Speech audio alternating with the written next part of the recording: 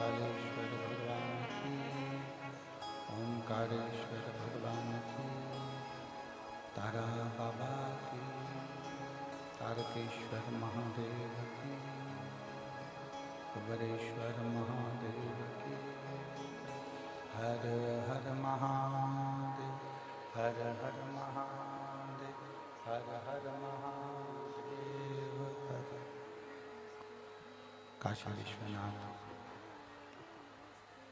ओगरदानी तरकार कैलाशी अविनाशी भगवान शिव, जिनकी पुनित पावन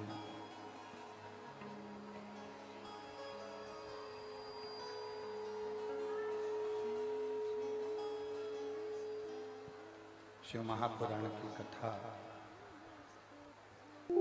भगवान देवाधिदेव महादेव की कृपा से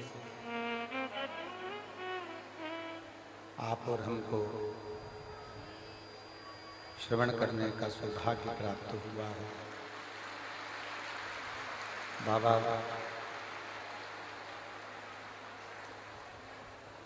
देवाधिदेव महादेव, जिनकी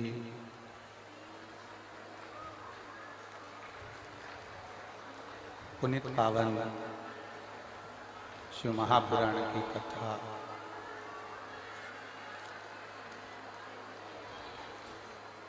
तारा बाबा जी की ये पवित्र तपस्थली, उनकी पवित्र कुटिया,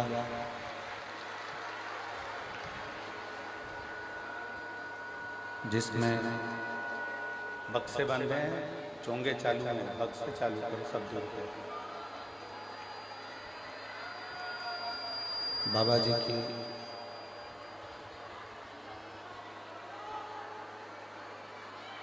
पवित्र कुटिया, जहाँ पर बैठकर आप और हम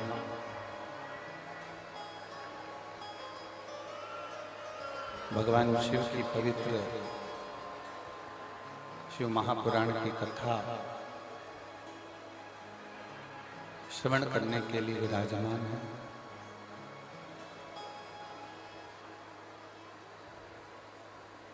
सिरसा हरियाणा की ये पवित्र भूमि,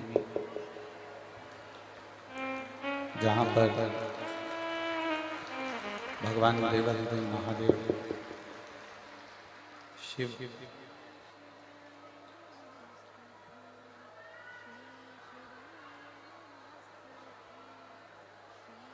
तारकेश्वर महादेव,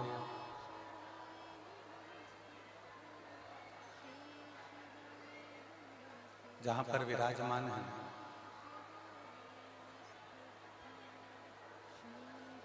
बाहर की आवाज नहीं चल रही है, बाहर की आवाज खोलिए।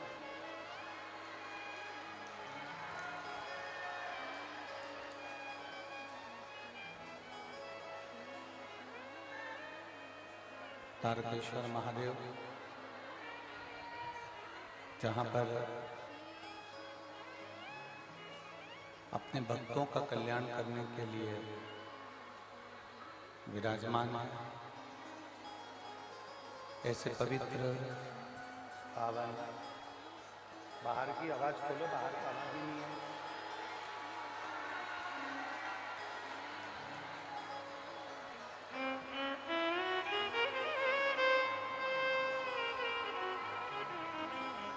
भगवान शिव जिस पवित्र भूमि पर विराजमान है, तारकेश्वर बाबा की ये पवित्र रज,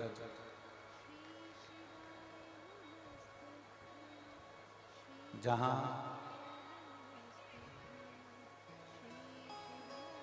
संत शिरोमणि तारा बाबा जी ने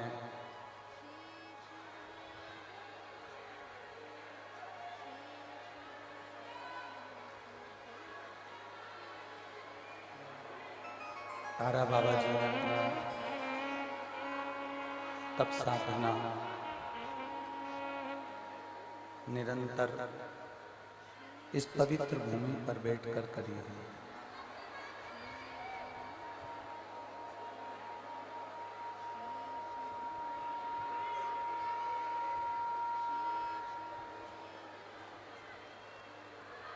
जिस पवित्र भूमि पर आप और हम बैठकर भगवान शिव की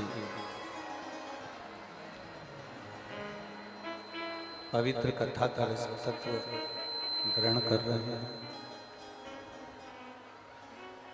और भगवान देवाधिदेव महादेव की कथा को अपने जीवन में धारण कर रहे हैं। एक मानव का शरीर, मनुष्य की देह और उसमें भी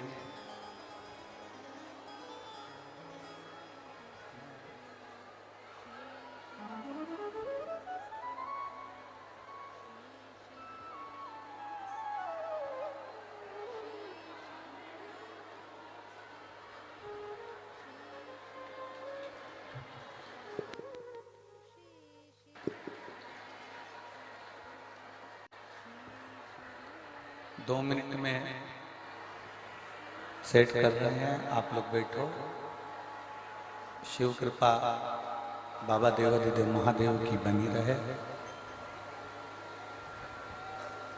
शिव तत्व ओगड़दानी त्रिकालदर्शी कैलाशी अविनाशी भगवान शंकर की ये पवित्र भूमि है, तारा बाबा जी की कुटिया, जहां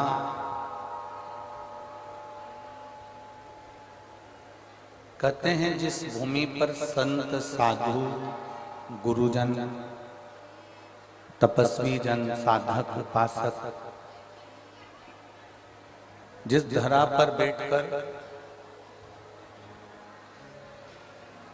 भगवान देवाधिदेव महादेव की आराधना करें, जिस धरा पर बैठकर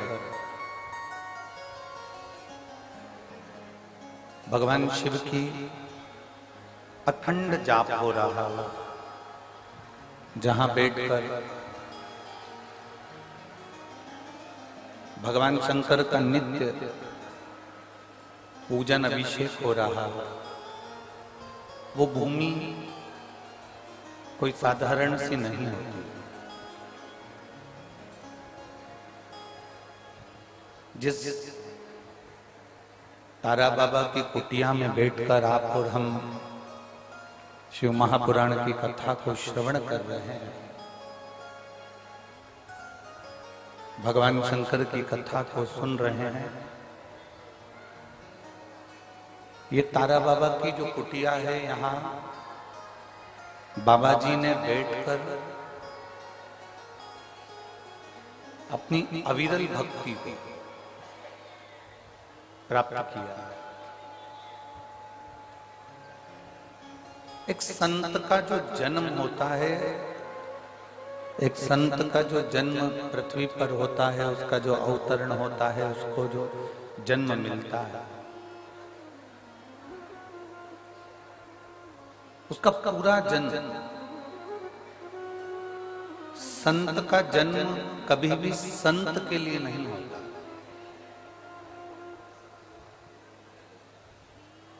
संत का जो जन्म होता है वो परमार्थ के लिए होता है, दूसरे के कल्याण के लिए।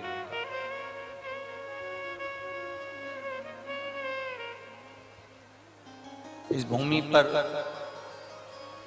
तारा बाबा जी की कुटिया में बैठकर आप और हम कथा को श्रवण कर रहे हैं, तो ये स्मरण रहे आपका। किसी भी गुरु, सदगुरु, संत, महात्मा, जोगी, सन्यासी, तपस्वी, साधक, उपासक, कोई शिव भक्त, कोई भगवान की आराधना करने वाला, कोई उपासना करने वाला यदि जन्मा है तो उसका जन्म केवल उसके खुद के लिए नहीं है, उसके स्वयं के लिए उसका जन्म नहीं है। उसका जो जन्म है वो संपूर्ण विश्व के कल्याण के लिए, संपूर्ण जगत के उद्धार के लिए। तारा बाबा की जो कुटिया है, तारा बाबा की जो तपोस्थली है, इस कुटिया में जो दिल से आकर तारकेश्वर महादेव का दर्शन करना, तारा बाबा जी की कुटिया में आकर बैठकर भगवान शंकर के नाम का स्मरण करना,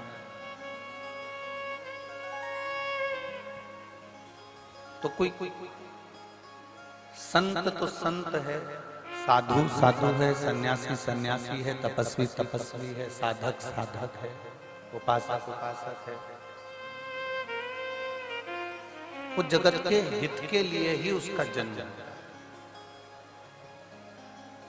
और कितनी बड़ी विचित्र लीला है तारा बाबा जी की, जरा अपने स्मरण में लाएं। शिवरात्रि को जन्म होना, शिवरात्रि को जन्म लेना और शिवरात्रि को जन्म लेकर वापिस प्राण भी छोड़ना, तो शिवरात्रि के दिन ही छोड़ना, ये बहुत बड़ी बात होती है। कहीं शिव का ही एक स्वरूप, देवादिदेव महादेव का ही एक स्वरूप यहाँ प्रकट हुआ और उस प्रकट शंकर का स्वरूप ही लीला को धारण कर चला। अच्छा, संत को पहचानना भी कठिन है, गुरु को जानना बहुत कठिन है, संत को पहचानना बहुत कठिन। आप किसी सदगुरु को, आप किसी संत को, साधक को, उपासक को पहचान नहीं सकते इतनी जल्दी।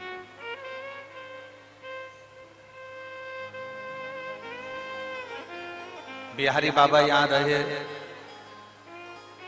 तारा बाबा यहाँ रहे, बिहारी बाबा रहे, तारा बाबा रहे, या जो भी संत यहाँ रहे होंगे, आप इतने सिरसा वाले यहाँ रहते होंगे। कई लोग तो बावरा कह देते हैं, कई लोग कमली कह देते हैं, कई लोग पागल कह देते हैं, कई लोग कह देते हैं कि ये तो हाउ पड़े रहते होंगे। उसको पहचानना कठिन है।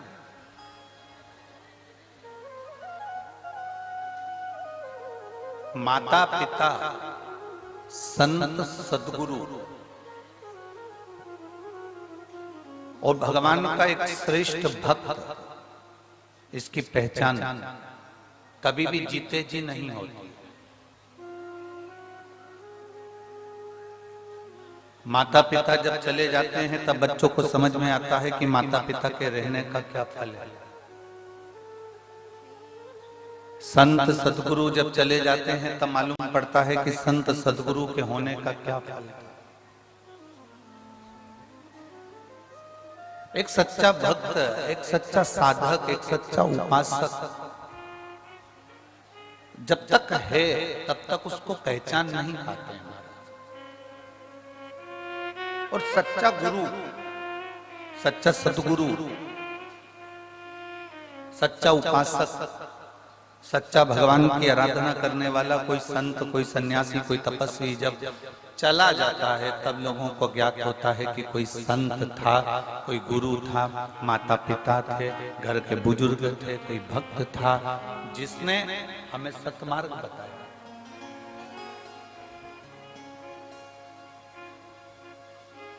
आप जो शिव महापुराण की कथा श्रवण करने के लिए बैठे हो, इसका नाम श्री गुरु शिव पुराण की कथा का स्मरण कराया। क्योंकि दुनिया में सबसे ज्यादा कठिन ही अगर कुछ है तो वो गुरु को पहचानना। संत और बसंत ये दोनों एक ऐसे हैं, संत आते हैं तो भी आपकी दिनचर्या बदल जाती है, संत आते हैं तो आपका जीवन बदल जाता है। जैसे बसंत आता है, जैसे बसंत आया तो बसंत आने पर प्रकृति बदल जाती है, उसी तरह संत के आने पर आपका और हमारा जीवन बदल जाता है। आपकी और हमारी दिनचर्या बदल जाती है।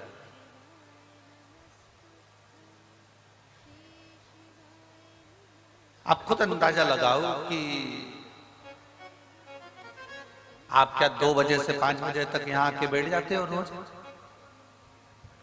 कोई संत आया, कोई सदगुरु आया, कोई वक्ता आया, कोई कथाकार आया, कोई गुरुजन आया, कोई तपस्वी आया, तो आप 2 बजे से 5 बजे तक यहाँ बैठे हो। वरना कोई बैठता? मतलब कोई संत आया तो आपने अपनी दिनचर्या को बदला, कोई सदगुरु आया तो आपने अपनी दिनचर्या को बदला, कोई तपस्वी आया, कोई साधक आया तो आपने अपनी दिनचर्या को बदला। वरना हमारा वही की वही क्रम था, सुबह उठना, मुंह धोना, चाय पीना, नाश्ता करना और अपने काम में लग जाना, भोजन ग्रहण कर लेना, भोजन पा लेना, अपने काम धंधे से चले गए, अपने कार्य पर निकल गए, फिर वापिस दुकान धंधे पानी से आए, फिर वही भोजन करा और फिर विश्राम कर।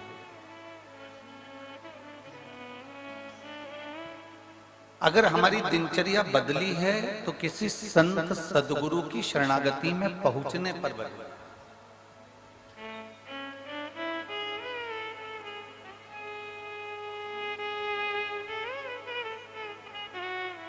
दो चीजें,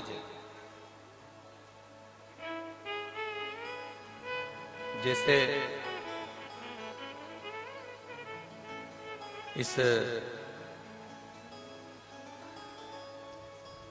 कथा को श्रवण करने के लिए जैसे आप बैठे हो, वैसे ही विधायक महोदय श्री गोपाल जी कांडा जी बैठे हैं, पूर्व गृह राज्य मंत्री हरियाणा शासन।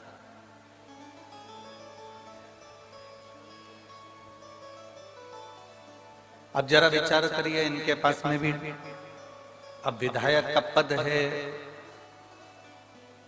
पूर्व मंत्री का भी पद है, तो कितना कार्य रहता होगा। पर सारे कार्यों को छोड़कर तारा बाबा की कुटिया में बैठकर 3 घंटे भगवान शंकर को, अपने गुरु को, शिव महापुराण को, भगवान की विरल भक्ति को, जो इन्होंने 3 घंटे यहां दिया है। अब लोगों को लगता है कि हमारा समय हमने दिया, हमारा समय हमने दिया, हमारा समय हमने दिया। और शिव महापुराण की कथा कहती है, तुमने जो 3 घंटे भोलेनाथ जी को दिए हैं, वो एक डायरी में लिख कर रखना, जो तुमने तारा बाबा को 3 घंटे दिए हैं, अपने गुरु को, शिव पुराण को जो 3 घंटे दिए हैं, वो 3 घंटे तुम्हारे व्यर्थ नहीं जाए।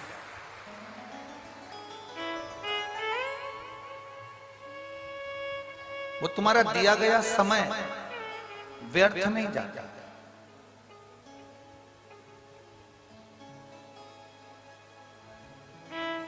जिससे प्रेम करो ना, उससे धन की चाह नहीं होती है। जिससे प्रेम करो ना, उससे गाड़ी और बंगले की चाह नहीं होती है। जिससे प्रेम करो ना, उससे मोबाइल के बैलेंस की चाह नहीं होती है। जिससे प्रेम करो, उससे एप्पल के मोबाइल की चाह नहीं होती है। जिससे प्रेम करो, उससे चाउमीन खाने की चाह नहीं होती है। जिससे प्रेम करो, उससे पानी पूरी खाने की चाह नहीं होती है।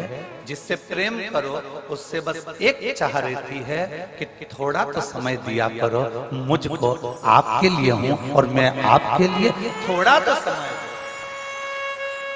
जिससे प्रेम होता है बस उस समय की चाह करती है। पत्नी पति से कह देती, क्या ये फालतू का लफड़ा लगा कर रखा, दिन भर दिल्ली जाना, नोएडा जाना, यहाँ जाना, वहां जाना, वहां जाना। कम से कम हम आपसे प्रेम करते हैं, थोड़ा समय तो दिया करो। बोलो जीतियों, सही बात है कि गलत है? जम के बोलो जरा, सही है ना? एक पत्नी पति से कहती है मुझे समय दो, पति पत्नी से कहता है समय दो, पति अपने धंधे से कहता है, धंधा कहता है, बिजनेस कहता है तुम मुझे समय दो। बोलो बिजनेस कहता है कि नहीं कहता? समय दोगे तो मैं कमाई कराऊंगा, समय नहीं दोगे तो मैं कमाई। अर्थात तुम्हें बिजनेस से प्रेम करना पड़ेगा, प्रेम करोगे तो समय दोगे। सुबह 9 बजे से जाके दुकान पे बैठोगे, रात को 10 बजे तक आओगे, मतलब तुमने काम से प्रेम किया। अब तुमने काम से प्रेम किया तो काम ने तुमको धन दिया। पत्नी से तुमने प्रेम करा तो पत्नी ने भी तुमको इसमें बस प्रेम की 2 बोल दिए, नहीं तो जगदम्बा रोज धड़धड़ाती थी। प्रेम जो तुमने दिया, प्रेम तुमने अगर प्रदान किया, प्रेम में सबसे कीमती है, प्रेम की सबसे बड़ी कीमत है, प्रेम की सबसे बड़ी कीमती दौलत है उसका समय। और जिससे प्रेम होता है ना, उसके पास तुम 4 घंटे भी बैठ जाओ ना, समय कम ही पड़ जाता है। प्रेम की कीमत ही सबसे बड़ा समय।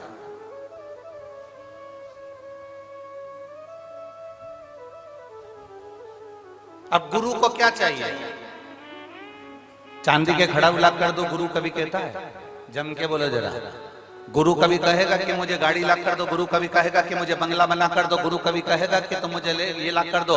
गुरु केवल एक बात कहता है कि मैं हूं, तब तक थोड़ा समय दे दिया कर। समय देगा तो एक दिन वो समय तुझे भी कुछ ना कुछ जरूर देकर जाएगा ही। गुरु को क्या चाहिए? समय। पत्नी को क्या चाहिए? समय। पति को क्या चाहिए? समय। व्यापारी को क्या चाहिए? समय। क्योंकि जिससे हम प्रेम करें उससे हमें समय की अनुकूलता, समय प्रबलता में चाहिए। अब यहां तक तो बात समझ में आ गई कि आपको समय की कीमत समझ में आना चाहिए, पर आगे तुम्हारे स्मरण में आना चाहिए कि वही समय जो तुम, एक पत्नी पति से समय मांगती है, पति पत्नी से समय मांगता है, डॉक्टर भी मरीज के लिए, मरीज के घर वालों से समय मांगता है। थोड़ा मुझे देना पड़ेगा 4-6 दिन, तो मैं प्रयास पूरा करूंगा इसको ठीक करना। समय दोगे तो ना। अब आखिरी में डॉक्टर जब पूरा काम कर लेता है तब डॉक्टर भी कहता है अब मेरे पास की घड़ी ठीक नहीं चल रही है, अब उससे समय मांगो, अब वो समय देगा। वो समय।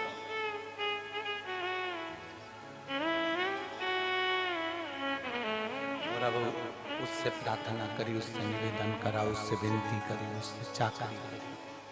तो जब हम उससे प्रार्थना करें, उससे विनती करें, तो उसने भी अपने खाते खोल कर देखा, डायरी निकाली भोलेनाथ जी ने, और डायरी निकाल कर देखा, जरा देखो तो राम बाबू को देखो, राम बाबू को इसने शंकर जी को कितना समय दिया था, देखो जरा। तो इन्होंने कहा साहब वो सिरसा में कथा चल रही थी तारा बाबा की कुटिया में, तो ये 2 घंटे पहले तो कथा में आ गया था और 3 घंटे की कथा सुनी, और 3 घंटे की कथा में भी 2-4 आधा घंटा तो इसने यूं ही निकाल दिया घूमने फिरने में, तो इसका आधा घंटा तो काट दो और बाकी का जितना समय बचा है एक काम करो, इसने शिव कथा में समय दिया, गुरु की सेवा में समय दिया, परमात्मा की सेवा में समय दिया, शिव पुराण में समय दिया, इसलिए इसकी अंत घड़ी में भी इसका समय बढ़ा दिया जाए, इसको समय दिया।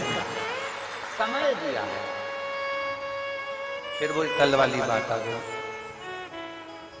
अंत समय प्रभु आना पड़ेगा, वचन दिया तो निभाना पड़ेगा, आए ना आए प्रभु कुटुंब कबीरा, अंत समय प्रभु आना पड़ेगा, वचन दिया तो निभाना पड़ेगा, और अंत समय प्रभु आना पड़ेगा।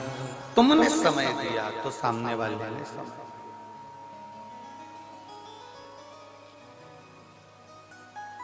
अब तुम्हारे पास समय ही नहीं,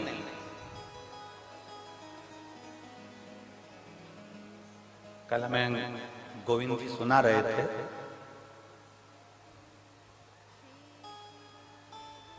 गोविंद जी सुनाते बहुत अच्छा है।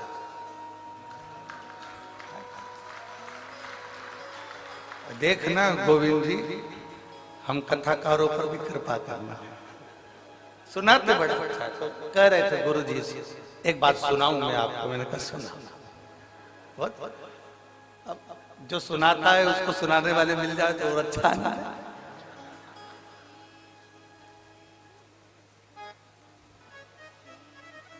कल किसी एक भक्त का मैसेज भी आया, उसने कहा गुरुजी हरियाणा में सब दमदार लोग रहते हैं। हमने कहा तुम्हें कोई मिला क्या? हमने कहा एक ही भारी। किससे मिले जाते हैं? मिले भी तो मिले कैसे? अब कहने गुरु जी, एक बार बाबा जी के पास हम बैठे हुए थे और वो बोले गोपाल जी को कि गोपाल नहीं आया। तो कहा बाबा जी निकले हैं, अब आएंगे तो वो गाड़ी से चले हैं नोएडा आदि से, तो वो धीरे धीरे धीरे धीरे पहुंचेंगे। अब लंबा सफर 300 किलोमीटर का। तो गोविंद जी कह रहे थे बाबा जी बोले उसको बोलो ना कि हेलीकॉप्टर उतार लाया।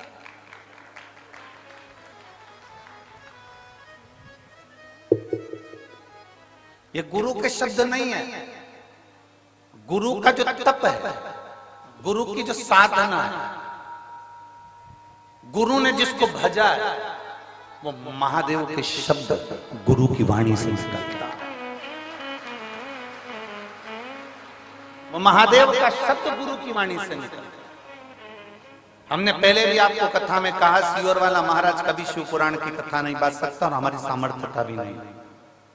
आप लाखों की संख्या में आते हो, रात भर से नींद नहीं आई है, गोविंद जी से पूछो इनसे। और एक वो इनकी वो बेटी कहाँ गई, वो दिन भर सेवा में लगी रही, टेंट कहाँ कहाँ लगाना है, क्योंकि कल जितने पंडाल बनाए थे उसमें पांव रखने की जगह नहीं थी, एक भी पंडाल।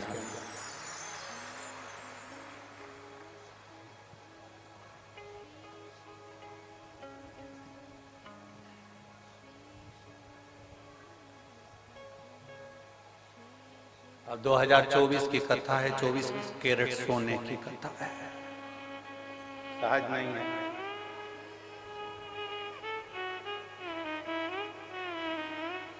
शिव तत्व शंकर को पहचानना, गुरु को पहचानना, सतगुरु को पहचानना, संत को पहचानना, भगवंत को पहचानना, माता पिता को पहचानना।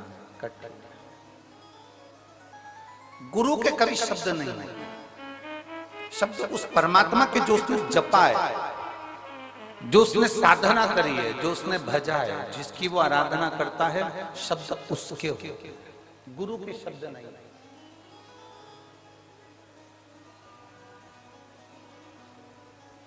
गुरु कोई वाणी नहीं बोलता, गुरु के शब्द में परमात्मा के शब्द जुड़े हुए।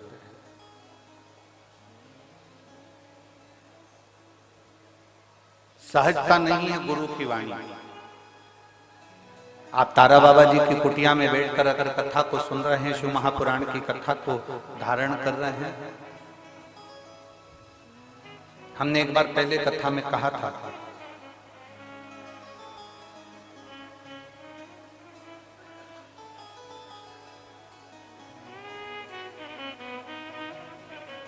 गाय जंगल में चरती है, परंतु कभी गाय कहीं फंसती नहीं। बकरी जंगल में चरती है, बकरी कहीं पर फंसती नहीं है। कारण गाय को चराने वाला पीछे चल रहा होता है, उसके हाथ में डंडा होता है और वो किसान वो गाय चरा रहा होता है, ग्वाला गाय चरा रहा होता है। गाय को मालूम है मेरा कोई मालिक है, गाय को मालूम है मेरा कोई सेठ है, गाय को मालूम है मेरा मालिक है। अगर मैं कहीं फंस भी गई तो मेरा मालिक मुझको जम के बोले जरा निकाल। बकरी को मालूम है कि मेरा मालिक पीछे चल रहा है, अगर मैं कहीं फंस गई तो मुझे मेरा मालिक निकाल देगा।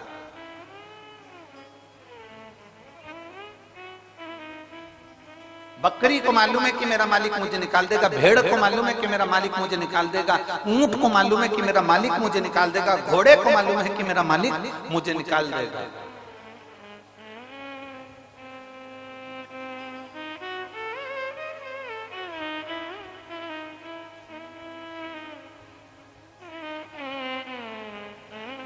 चिड़िया को भी मालूम है कि मुझे कोई ना कोई बाहर निकाल देगा, क्योंकि उसको एक अंदाजा है कि मेरा मालिक मेरे पीछे चल रहा है। गाय चराने वाला, बकरी चराने वाला, भेड़ चराने वाला, ऊंट चराने वाला पीछे चल रहा है। उसको मालूम है ये मैं अगर फंस गया कीचड़ में, अगर मैं कहीं फंस गया, उलझ गया, तो मुझे कोई ना कोई निकालेगा, मुझे कोई ना कोई निकालेगा, ये पक्का। मेरा मालिक मुझे निकालेगा, ये पक्का। जब गाय ये विचार कर कर चलती है कि मैं फंसूंगी तो मेरा मालिक मुझे निकाल देगा, बस वही अंदाजा, वही सोच, वही वृत्ति, वही मन तुम्हारा होना चाहिए। तुम जब जब उलझो तब तक तुम दूसरों को मत पुकारना, तुम्हें ये अंदाजा होना चाहिए कि मेरा मालिक मेरे साथ चल रहा है, वो मुझे निकाला। मेरा गुरु मेरे साथ है, मेरा शिव मेरे साथ है, मेरा शंकर मेरे साथ है, मेरा ओघड़ी मेरे साथ है, मेरा शंभू मेरे साथ। और जब शिव हमारे साथ में है, हमारा शंभू जब हमारे साथ में है, तो फिर क्या सोचो, क्या विचार।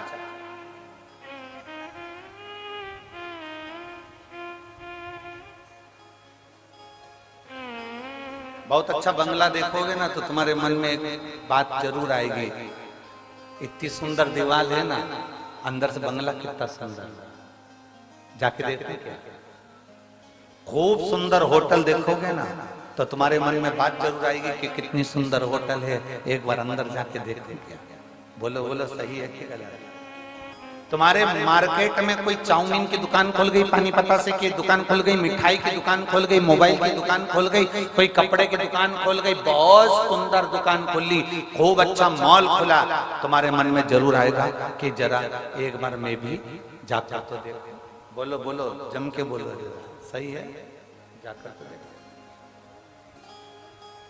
देखो तो सही।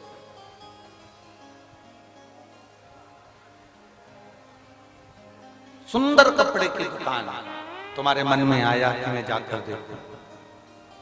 सुंदर, बहुत सुंदर बंगला बना है, जाकर देखूं कि अंदर कोई है कि नहीं। मन में उत्सुकता, अच्छा एलिवेशन देखा तो तुम्हारे मन में भाव प्रकट हो गया कि मैं अंदर जाकर देखूं। अच्छी दीवार देखी, मन में उत्सुकता जाग गई कि अंदर जाकर देखूं। अच्छा एलिवेशन, अच्छी दीवार, अच्छी चौखट, अच्छा सब कुछ अच्छा देखा तो मन में जागरूकता जाग गई, मैं भी जाकर।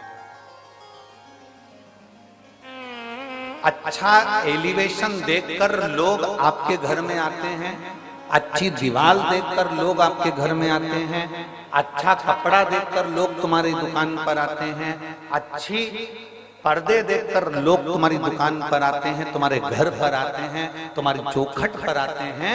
जैसे अच्छी एलिवेशन, अच्छी दुकान, अच्छा कपड़ा, अच्छा मोबाइल, अच्छा किराना देखकर दुनिया के लोग आपकी दुकान में और आपके घर में आते हैं, उसी तरह मेरा महादेव तुम्हारा घर अच्छा देखकर नहीं, तुम्हारा कपड़ा अच्छा देखकर नहीं, मेरा महादेव तुम्हारा दिल अच्छा देखकर तुम्हारे घर में प्रवेश कर।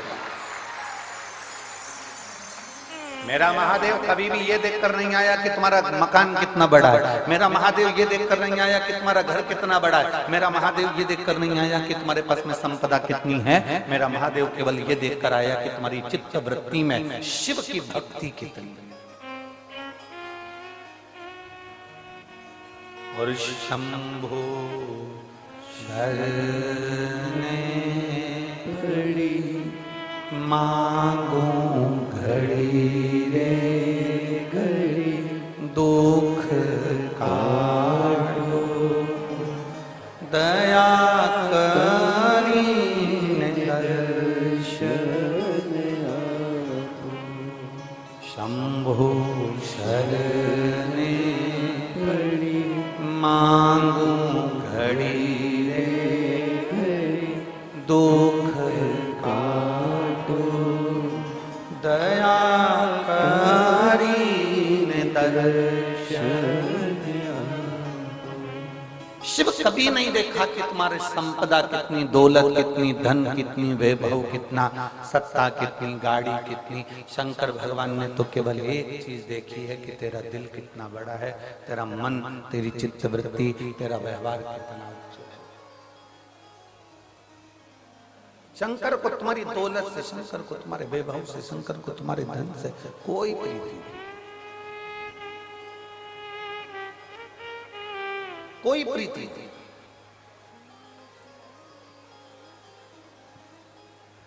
कल गोविंद जी बता रहे थे कि गुरुजी हम तारा बाबा जी से कहते थे कि आपकी झोपड़ी छोटी सी है, इसको बड़ा कर दें। तो बाबा जी कहते थे मुझे क्या करना बड़े महल में रहकर, मेरी झोपड़ी ही अच्छी है। बाबा जी हम कुछ अच्छा बना दें आप, मुझे क्या करना, मुझे तो उससे कुछ नहीं बनवाना, मेरा जैसा है वैसा।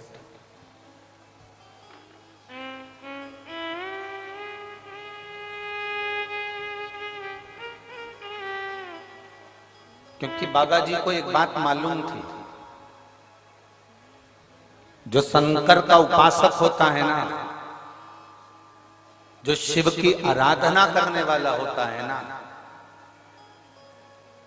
जो शंकर की भक्ति में डूबने वाला होता है, मेरी जीजियों, मेरे जीजाओं, मेरी बेटियों, मेरे बेटाओं, मेरी बहनों, मेरे भाई, शंकर की भक्ति में डूबने वाला, शंकर को मानने वाला, शिव की आराधना में डूबने वाला, शिव तत्व को जानने वाला एक बात हमेशा जानता है कि मुझे किसी से कुछ नहीं चाहिए। जो शिव की आराधना करने वाला होता है वो शंकर से ही मांगकर बहुत कुछ प्राप्त कर लेता है। शिव जी के 21 अवतार हुए हैं। शंकर भगवान के 21 अवतार एक हुए हैं, फिर 11 रुद्र अवतार अलग हुए हैं। उन 21 रुद्र अवतार में भगवान शंकर के 21 अवतार में एक अवतार है भगवान का गृहपति अवतार। शंकर भगवान के 21 अवतार में से एक अवतार है गृहपति अवतार। महाराज मां नर्मदा जी के तट पर नर्मदापुरम में एक विश्वानर मुनि रहते थे। शिव महापुराण की कथा कहती है शंकर जी के 21 अवतार में से एक अवतार है गृहपति अवतार। मां नर्मदा जी के तट पर, मां नर्मदा जी के तट के ऊपर नर्मदापुरम में एक सुंदर विश्वानर मुनि रहते थे, ग्रस्त थे। अपनी धर्म पत्नी के साथ में उनका निवास। जैसे विश्वानर मुनि थे वैसे ही उनकी धर्म पत्नी।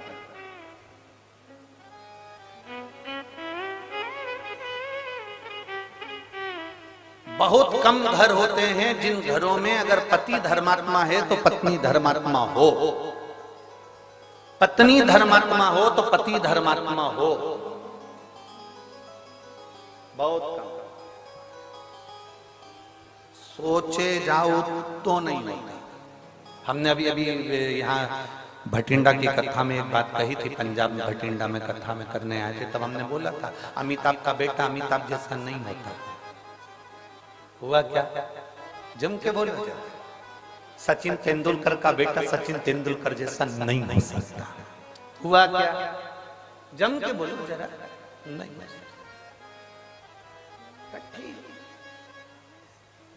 एक अच्छे से अच्छा मुख्यमंत्री हो, प्रधानमंत्री हो, मिनिस्टर हो, कहीं का भी मंत्री हो, तो उसका बेटा उसके जैसा नहीं हो ही नहीं सकता। क्योंकि मेरे भोले बाबा एक बार जिसको जन्म दे देते हैं एक बार जिसको जन्म दे देते हैं और उसमें इतना टैलेंट देकर पैदा करते हैं, उसमें ऐसा ज्ञान देकर पैदा करते हैं, उसके जैसा भगवान दूसरा नहीं बनाता, उससे कम बनाएगा पर उसके जैसा नहीं बना पाएगा।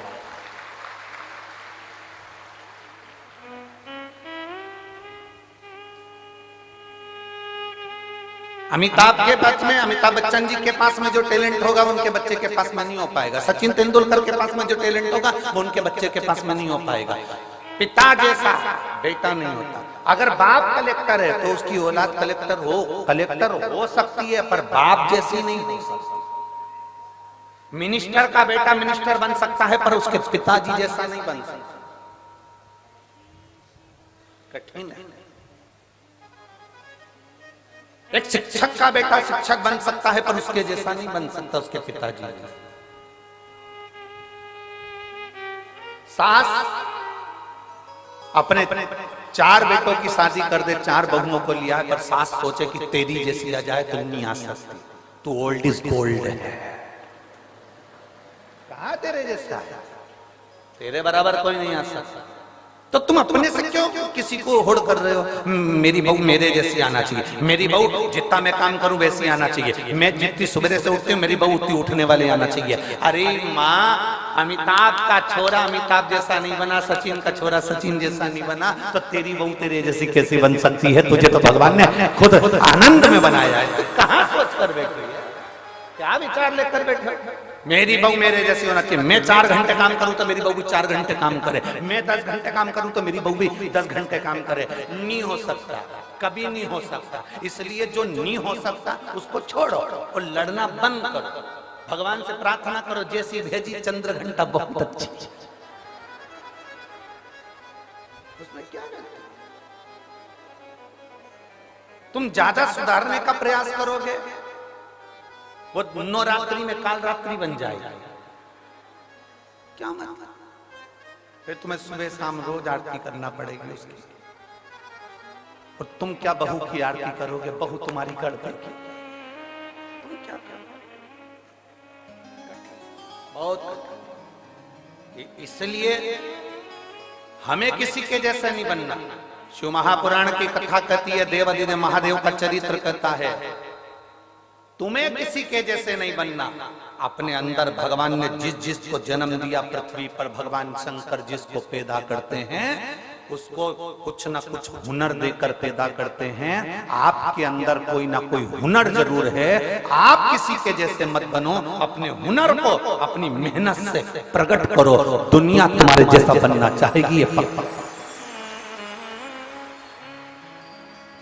पर माताएं पीछे पकड़ के बैठती है, उनको देख ले उनके जैसे बन जा, उनको देख ले उनके जैसे बन जा, तेरी मौसी के छोरे को देख ले मौसी के छोरे जैसा बन जा, बुआ के छोरे को देख ले बुआ के छोरे जैसा बन जा। अब तुम बुआ के छोरे जैसे बनाने में लगे हो और महादेव को रोज 1 लोटा वो जल चढ़ा रहा है, और महादेव सोच कर बैठे हैं कि बुआ के छोरे जैसा मत बनना, बुआ के छोरे से भी उज्जवल बनाकर बताऊंगा तेरे को, बस तेरी मेहनत करना, तेरा कर्म करना, तेरी लगन लगा कर बैठना, तेरी मेहनत करते रहना, तुझे उससे भी उज्जवल बनाकर छोड़ूंगा मैं, तो चिंता मत कर। और तुम लगी हो उसके जैसा बन जा, उसके जैसा बन जा। रोज सास अपनी बहू को ज्ञान देती रहती है, उनकी बहू कितनी अच्छी, उनकी बहू कितनी अच्छी। सास को एक बात समझ लेना चाहिए, दूर के ढोल सुहाव। एक बार उस बहू के पाले तो पड़, उसको लेके एक बार बद्रीनाथ घूमने चले जा, मालूम पड़ जाएगा। पेंटिंग पेंटिंग की दुकान 4 दिन तक निकले ना बाबा। हमें लग रहा है अच्छी है।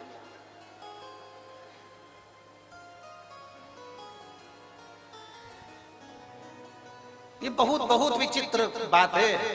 हर पत्नी को ये लगता है तुम्हारा दोस्त कितना अच्छा है, उस दोस्त की पत्नी भी कहती है तुम्हारा दोस्त कितना अच्छा है।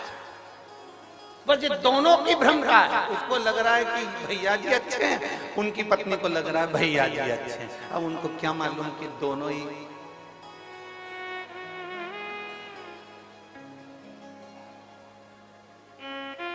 एक क्या शिव कथा कह रही, अपने में भगवान ने जो देकर भेजा वो किसी में नहीं देखा।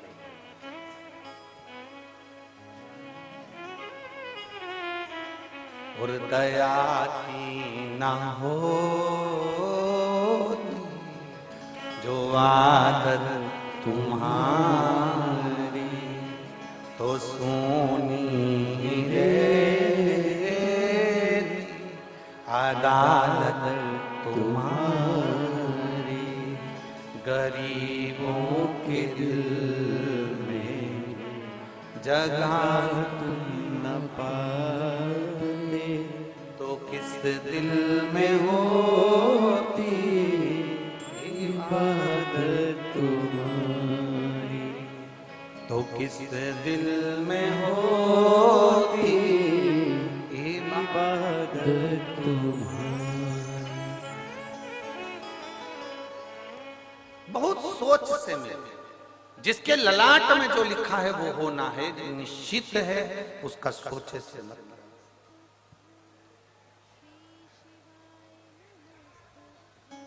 यहाँ जितनी माताएं बैठी हैं ना, अपने बेटे के लिए अच्छे से अच्छी बहू ढूंढने का प्रयास करती हैं, बेटी के लिए अच्छे से अच्छा दामाद ढूंढने का प्रयास करती हैं, जितनी बेटे।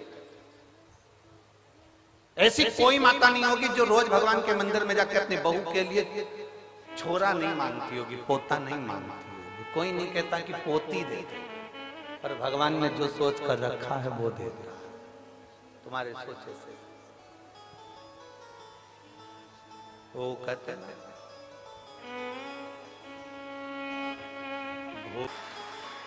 ऐसा दामाद मिला, भगवान की कृपा है। पड़ोसन से जाके कि ये सब दामाद मिला, मेरी बेटी को रोज घुमाने ले जाता, इतना बढ़िया दामाद मिला, मेरी बेटी के मुंह से निकला और उसने सामान मांग के दिया। ऐसा दामाद मिला है, मेरी बेटी कुछ कहती और तुरंत मान लेता है। ऐसा दामाद मिला है, मेरी बेटी को हर 2-4 महीने में मायके लेकर आता है। ऐसा दामाद मिला। अब जैसा तुमने मांगा था ऐसा दामाद दे दो, तुम्हारी बेटी को वैसा पति मिल गया। जैसा तुमने मांगा था उसी तरह तुम्हारी बहू की मां ने भी ऐसा ही मांगा था। तुम्हारी बहू की मां ने भी ऐसे मांगा था, ऐसा बेटा देना, ऐसा बेटा देना। अब तुम्हारी बेटी का पति घुमाने ले जाए तो अच्छा, तुम्हारी बेटी का पति तुम्हारी बेटी को चाउमीन खिलाने ले जाए अच्छा, तुम्हारी बेटी का पति तुम्हारी बेटी को सोने के जेवर पहनाए तो अच्छा, तुम्हारी बेटी का पति उसको ले जाकर मायके घुमा कर लाए तो अच्छा। और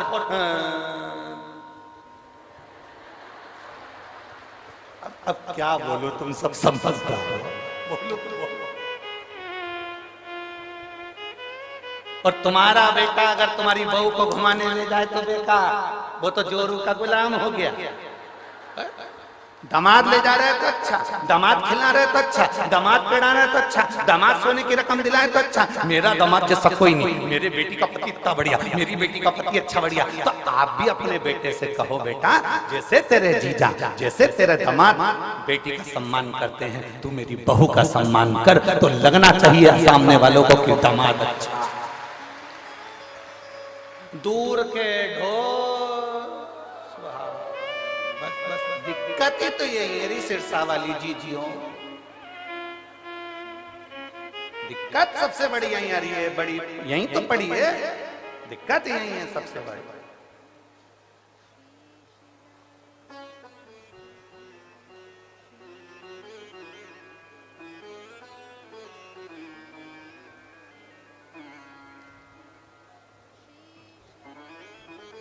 हमें दिक्कत है।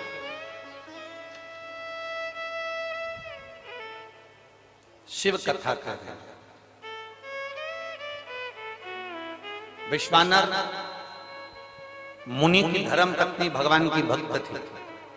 शिव जी की आराधना करना, भगवान शंकर की भक्ति करना। विश्वानर मुनि स्वयं शिव की आराधना में डूबने वाले थे। इनका एक नियम बड़ा पक्का था, प्रतिदिन शिवलिंग का निर्माण करना, पूजन करना, विसर्जन करना। और जिस दिन शिवलिंग का निर्माण नहीं कर पाते थे, जिस दिन शंकर भगवान के शिवलिंग की आराधना नहीं कर पाते थे, जिस दिन भगवान शंकर के शिवलिंग का पूजन नहीं कर पाते थे, उस दिन एक बेलपत्री का दान देते थे। कितनी बेलपत्री? एक। शिव पुराण पढ़ी है आप लोगों ने? हमारी बात पे भरोसा मत करना बिल्कुल भी, सीवर वाले महाराज पे बिल्कुल भरोसा मत करो रत्ती भर भी। गीता प्रेस गोरखपुर की शिव पुराण खरीद के लाओ, उसको पढ़ो। सीवर वाला महाराज झूठ तो नहीं बोल रहा है, पढ़ो। कुमार खंड निकालो, उमा खंड निकालो, शिव महापुराण का कुमार खंड उमा खंड निकाल कर पढ़ो, जिसके अंतर्गत लिखा हुआ है एक बेलपत्री का दान किसके बराबर होता है, तो कहा 1.25 मन सोने के सिंहासन पर शालिग्राम जी की मूर्ति को बिठाकर सोने का श्रृंगार कर कर किसी ब्राह्मण को दान दिया जाता है, उससे 1000 गुना दान बड़ा एक बेलपत्री का दान के बराबर। हम पर भरोसा मत करना, कहीं सीवर वाला महाराज झूठ तो नहीं बोल दिया, इसलिए शिव पुराण उठाकर पढ़ो। गीता प्रेस गोरखपुर की शिव पुराण को लाओ, पढ़ो और अध्ययन करो। अध्ययन करने पर तुम्हें मिलेगा कि शालिग्राम भगवान की शिला को सोने के सिंहासन पर बिठाकर सोने और हीरे से सजाकर जो दान करने का पुण्य मिलता है, वो पुण्य केवल एक बेलपत्री के दान से मिल जाता है। केवल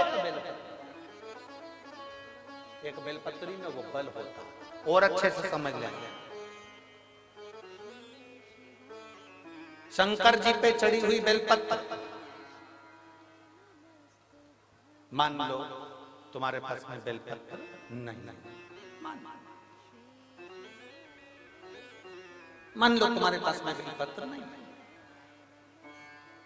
अब तुम्हारे पास बेलपत्र नहीं है, शिव जी के मंदिर में गई हो, शंकर के शिवालय में गई हो, देवाधिदेव महादेव के शिवालय में पहुंची हो, शिवालय में शंकर के शिवलिंग पर जो बेलपत्र चढ़ी होती है, उस बेलपत्र को उठाकर पानी से धोकर वापिस चढ़ा देने का फल क्या होता है, वो भी शिव महापुराण में जरूर पढ़िए।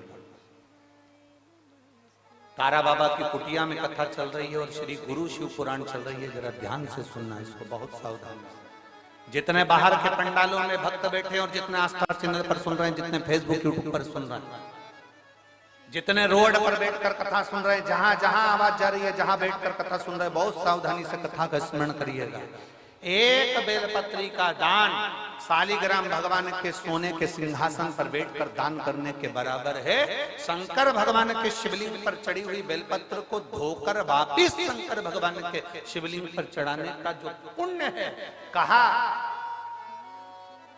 भारत की भूमि पर 26,000 जो पवित्र नदियां बनी हैं, उन नदियों में आप स्नान कर कर आएंगे और चारों धामों का दर्शन, 12 ज्योतिर्लिंग का दर्शन, आप सारी सप्तपुरियों का दर्शन कर कर आएंगे। उसका जो पुण्य फल होगा, एक बेलपत्री को शंकर पर से उठाकर मिलाकर वापिस शंकर को चढ़ाने का ये फल हमें तुरंत प्राप्त हो जाता है। केवल एक बेलपत्री को उठाकर धोकर चढ़ा देंगे, ये फल प्राप्त होगा।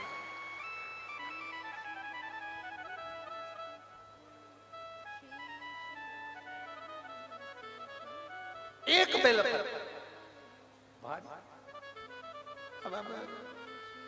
ना जाने कौन कौन ने ऐसा नियम बना दिया, हमें तो समझ में नहीं आता। थोड़ा सा दुनिया के लोग लोभ लालच में नियम बनाए हो तो बात दूसरी।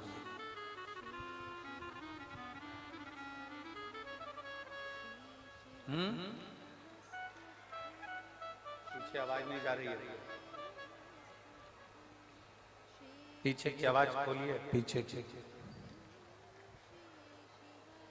वहां जाके बक्से के तारों में चेक करिए कि आवाज क्यों नहीं पहुंच रही है। क्या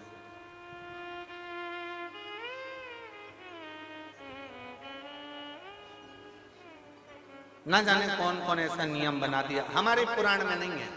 फिर निवेदन करेंगे, बहुत सावधानी से सुनिएगा कथा। लोगों को थोड़ा बुरा लग सकता है हमारी कथा, तो वो तो लगता रहता है, उसमें स्मरण ना। किसी पुराण के अंदर यह नहीं लिखा कि चांदी की बेलपत्र बनाकर भगवान शंकर को समर्पित करो। ठीक है, समझ में आ रही है ना बात?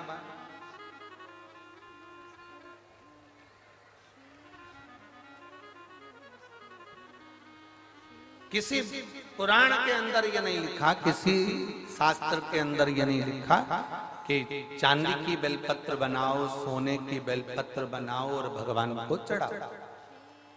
भगवान को समर्पित।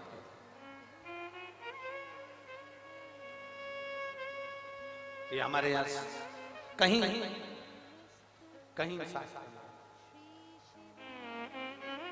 कहीं हमारी पुराणों में नहीं लिखा गया, कहीं पर।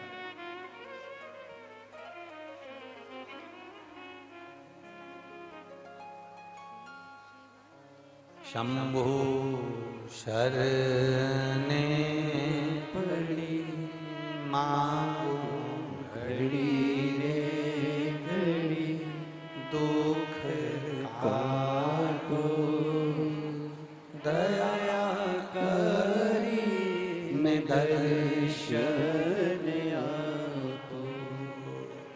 शंभु शरणे पड़ी मांगो घड़ी रे घड़ी दुख काटो दया करी मैं दर्शन आपो।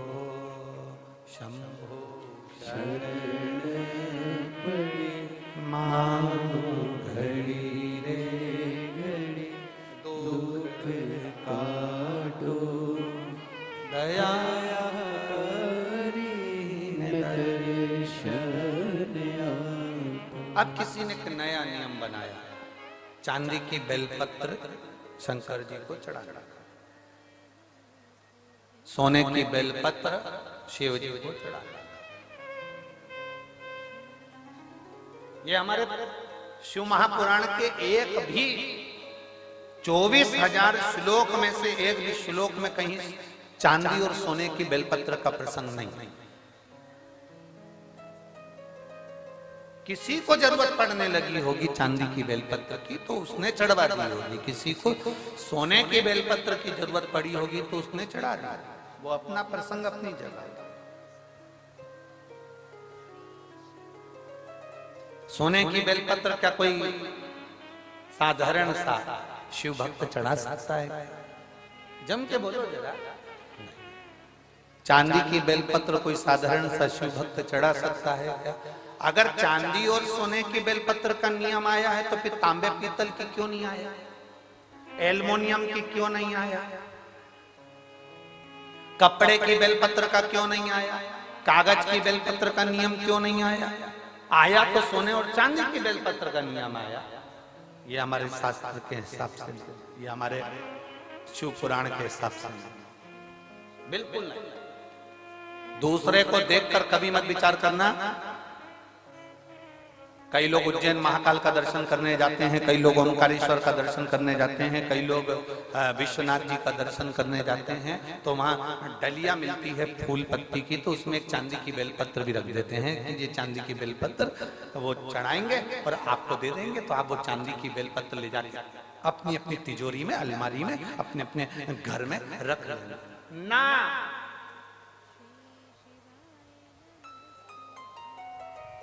शिव जी पे चढ़ी हुई बेलपत्र को कॉपी में रख लो, किताब में रख लो और याद रखना बेलपत्री का 1000 टुकड़ा भी हो जाए, 1000 पत्ती के बारीक बारीक टुकड़े भी हो जाए, और वहां से लाने में तुम्हारे हाथ में केवल एक जरा सी तिन का मात्र पत्ती भी तुम्हारे हाथ में अगर बची है घर लाते हुए, तो समझ लेना वो सोने की बेलपत्र से भी बढ़कर है। उसकी कीमत कठिन, उसको कीमत को आंकना कठिन है, कीमत आंकना कठिन है।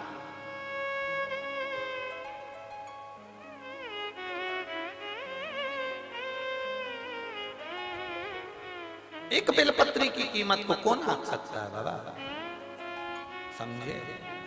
ये किसी ने एक फाइल भेजी है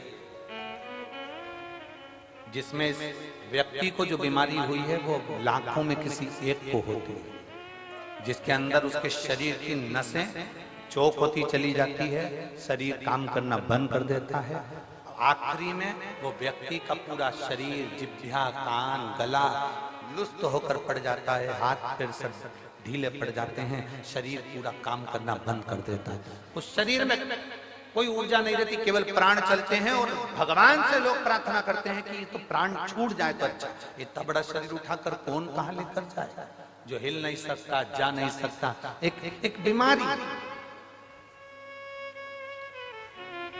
जिसको डिस्टेमिया कहते हैं, ऐसी बीमारी इस व्यक्ति को हो गई थी, जिसने पूरी डॉक्टर की रिपोर्टें और पूरे चीजें लगाई है उस व्यक्ति ने, और अपनी पूरी, पहले आप फोटो देखिए उस व्यक्ति का जो पड़ा हुआ है, जो एलईडी वाले हैं वो एलईडी पर दिखाएंगे, आस्था चैनल वाले आस्था चैनल पर दिखाएंगे। जिस व्यक्ति का शरीर, हाथ, पैर, गर्दन कुछ भी काम नहीं करता था, केवल पड़ा रहता, उसका कोई शरीर काम नहीं करता, कोई शरीर उसका कार्य नहीं करता। अब उसके पत्र पर अपन ध्यान देंगे।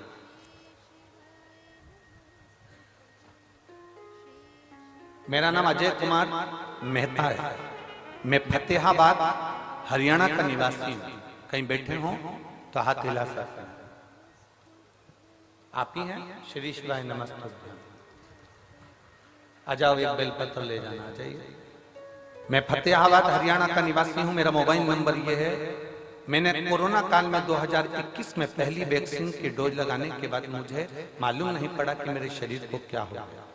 समय आया, मेरे शरीर ने काम करना बंद कर दिया और मेरा शरीर पूरी तरह से शिथिल हो गया। गर्दन ठहर नहीं पाती थी, हाथ गिर जाता था, पांव उठ नहीं पाता था, शरीर पूरा ऐसा ही पलंग पर पड़ा रहता था। हमने गुड़गांव मेदांता में दिखाया। वहां दिखाने के बाद मालूम पड़ा कि मुझे बीमारी हो गई है। ये बीमारी लाखों लोगों में एक को होती है, जिसका इलाज पूरे विदेश में भी नहीं है। किसी पेशेंट को कभी अच्छा होता हुआ इस बीमारी के अंतर्गत नहीं देखा गया। लगभग इस बीमारी में एक इंजेक्शन लगता है, पर वो भी मुझे लॉक नहीं कर रहा था। बार बार हम डॉक्टर को दिखाने गए, हमने विदेश तक में जाकर इसकी जांच कराई, पर इसका कोई हल नहीं निकला। ये बीमारी जैसी की जैसे थी, एक इंजेक्शन लगवाते थोड़ा सा आराम मिलता, फिर वैसे ही हो जाते।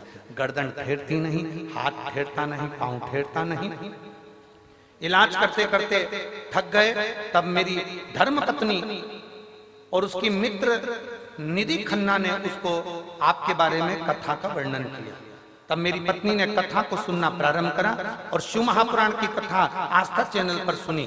आप कहते हो आसन लगाकर कथा सुनने का फल क्या होता है, मैं बताता हूँ। जिस पांव और हाथ से मैं काम नहीं कर पाता था, जिस गर्दन को मैं उठा नहीं सकता था, आज बाबा की कृपा से मुझे ठीक होने में केवल शिव की कृपा थी। डॉक्टरों ने कह दिया था इस बीमारी का कोई हल नहीं है, कोई इलाज नहीं है। हम कई बार विदेशों पर गए पर कोई हल नहीं निकला। तब आखिरी में पशुपतिनाथ का व्रत शिव जी पे चढ़ाया गया, 1 लोटा जल और 1 बेलपत्र ने ऐसा कमाल करा कि डॉक्टर को जब फोन लगाते थे तो डॉक्टर सोचते थे कि ये इंजेक्शन लगवाने आएगा। हमने दूसरी बार डॉक्टर को फोन लगाकर कहा, डॉक्टर साहब ने पूछा क्या हुआ, तबीयत ज्यादा तो नहीं हो गई? तो हमने कहा अब हम पूरी तरह से ठीक हो गए हैं। कैसे? आश्चर्य की बात है, डॉक्टर भी आश्चर्य में था विदेश का, जिसने कहा कि ये हो ही नहीं सकता, ये बीमारी कभी ठीक नहीं हो सकती।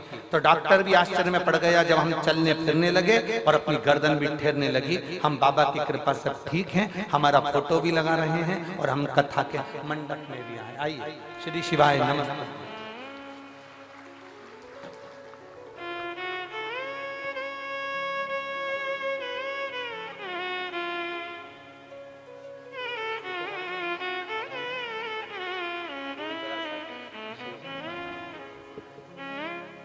पत्र भेजा, ये शिव तत्व है। जो व्यक्ति पलंग पर से नहीं उठता था, जिसका शरीर काम नहीं करता, लाखों में किसी एक को वो बीमारी हो जाती है जिसमें शरीर पूरा तरह से चोक हो जाता है। कई बच्चे ऐसे पड़े हुए हैं, हम उनकी माताओं से निवेदन करेंगे, आपको किसी के पास कहां तक लेकर जाओगे? डॉक्टर को दिखाओ, जांचें कराओ, डॉक्टर बोले वो दवाई खिलाओ, एक्सरसाइज कराओ, सब कुछ डॉक्टर के हिसाब से करो, पर एक बेलपत्र और एक शिवजी पर चढ़ा हुआ जल कुंदकेश्वर महादेव के नाम से जरूर खाना प्रारंभ करो। मेरा देवाधिदेव महादेव साथ निश्चित।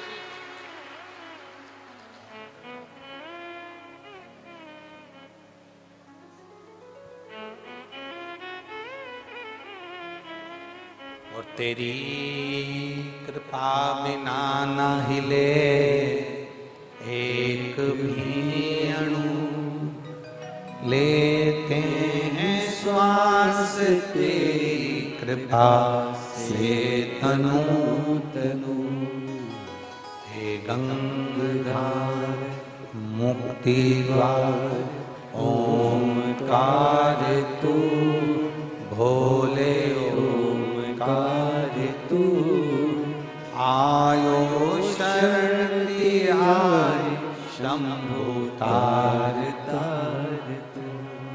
बखान क्या करूं मैं राखों के ढेर का, चपटी भभूत में खजाना कुबेर का, हे गंगाधार मुक्ति द्वार ओंकार तू, भोले ओंकार तू, आयो शरण तिहारी शंभु तार तार। शिव है सोने की बेलपत्री जो काम नहीं करती, चांदी की बेलपत्री जो काम नहीं करती, हीरे पन्ने की बेलपत्री जो काम नहीं करती, वो एक वृक्ष पर से तोड़ी हुई बेलपत्र वो काम करती। ब्रह्म में मत पड़ना, भ्रमित मत होना। चांदी की बेलपत्र चढ़ाकर कोई तुम्हें दे भी दे और कहे कि ये लो बेलपत्र, ये हमने चांदी की दी है, उसको कह देना ये चांदी की बेलपत्र तुम्हारे पास रखो, हमें तो शंकर जी पे चढ़ी हुई एक सादी सी बेलपत्र दे दो जो दुनिया की औषधि है। बहुत बहुत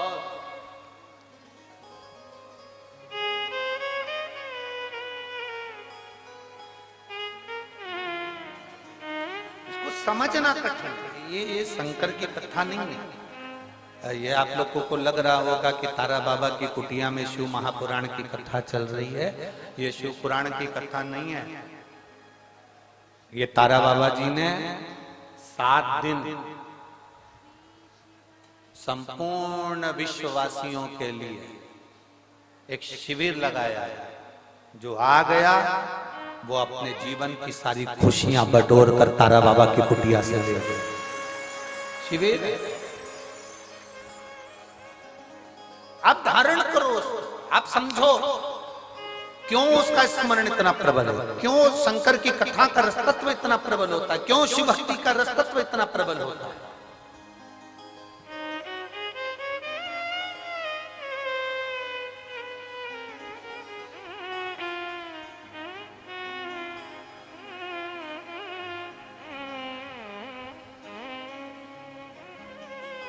कल कोई कह रहे थे, हम सुबह सुबह जब मॉर्निंग वॉक में घूम रहे थे, सुबह 5 साढ़े 5 बजे का समय होगा, वो जो बाउंसर लोग लगे हैं ना, तो वो कह रहे थे गुरुजी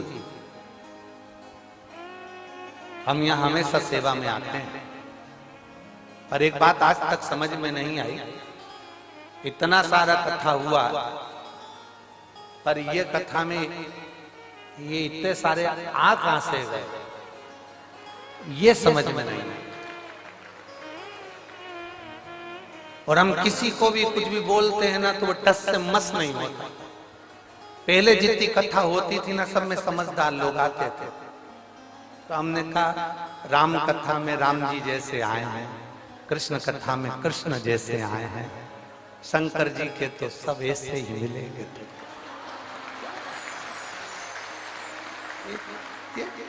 हटने कोई तैयार नहीं होते।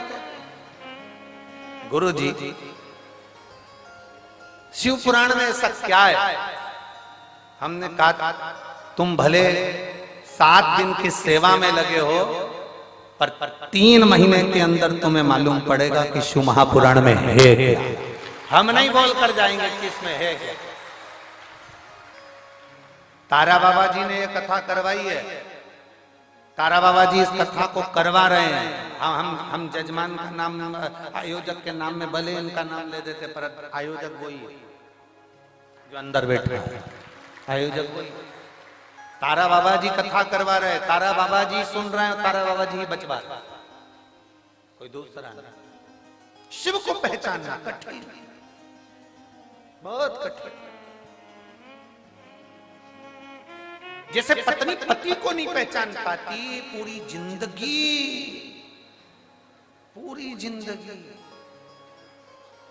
नहीं पहचान पाती। कब एक पति पत्नी गार्डन में घूम रहे थे, गार्डन में घूमते घूमते सामने से कुत्ता आ गया। कुत्ता पति पत्नी की ओर बढ़ रहा था। पति को डर लगा, पत्नी ने पति का हाथ जम के पकड़ लिया, ये कुत्ता मुझे खा जाएगा। कुत्ता और पास में आया, पत्नी और घबराई। पति को लगा ये कुत्ता मेरी पत्नी को ना काट खा, कुत्ता मुझे काट खाएगा चल जाएगा, पर पत्नी को ना काटे, क्योंकि पत्नी को काटा तो कल बच्चों का टिफिन कौन बनाएगा, बच्चों को स्कूल कौन पहुंचाएगा। कुत्ता मुझे काट खाए पर पत्नी को ना काटे। कुत्ता और आगे बढ़ा, पति घबरा गया। पति घबराया, कहीं कुत्ता मेरी पत्नी को ना काट ले, तो पति ने तुरंत पत्नी को अपनी गोदी में उठा लिया। तुरंत पत्नी को गोदी में उठाया, कुत्ता भाग गया।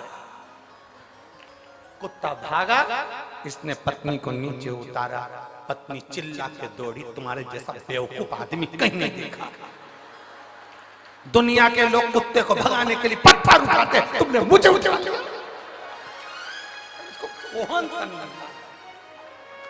इसको कौन समझाए तो समझाए कोई। अरे ओ बावरी, उसने तेरे को इसलिए उठाया था कि तुझे ना काटे, और तुझे लगा कि वो मार देंगे। समझ कोई नहीं। सबसे कठिन काम है, बहुत कठिन, कुछ नहीं हो सकता।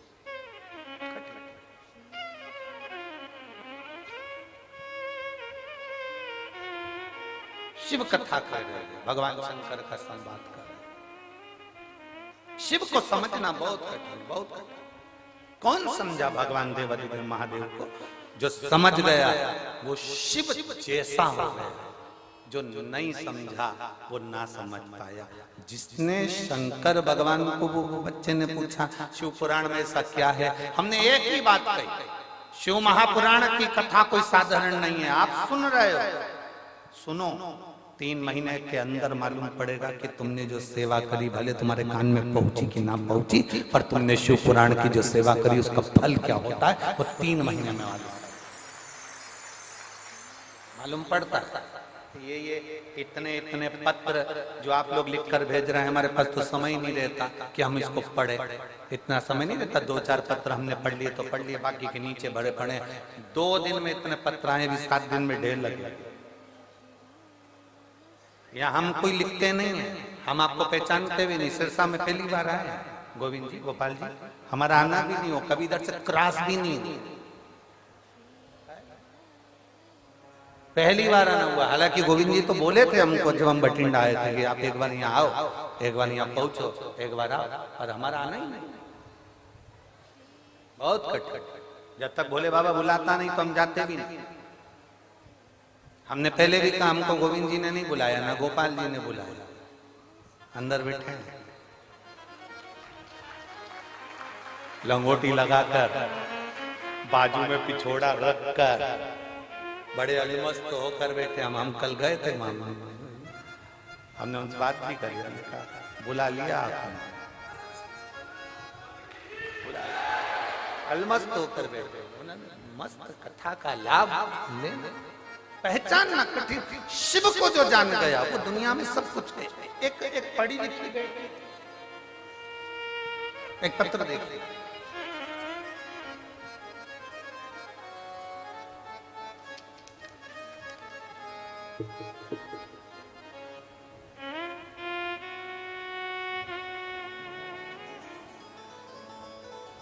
मेरा नाम कौशल्या और मेरे पति का नाम महेंद्र कुमार है। गांव केलनिया, केलनिया, ठीक बोला है?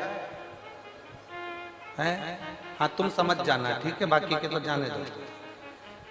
आप ही हैं? हाथ हिला दो एक बार। श्री शिवाय नमस्ते।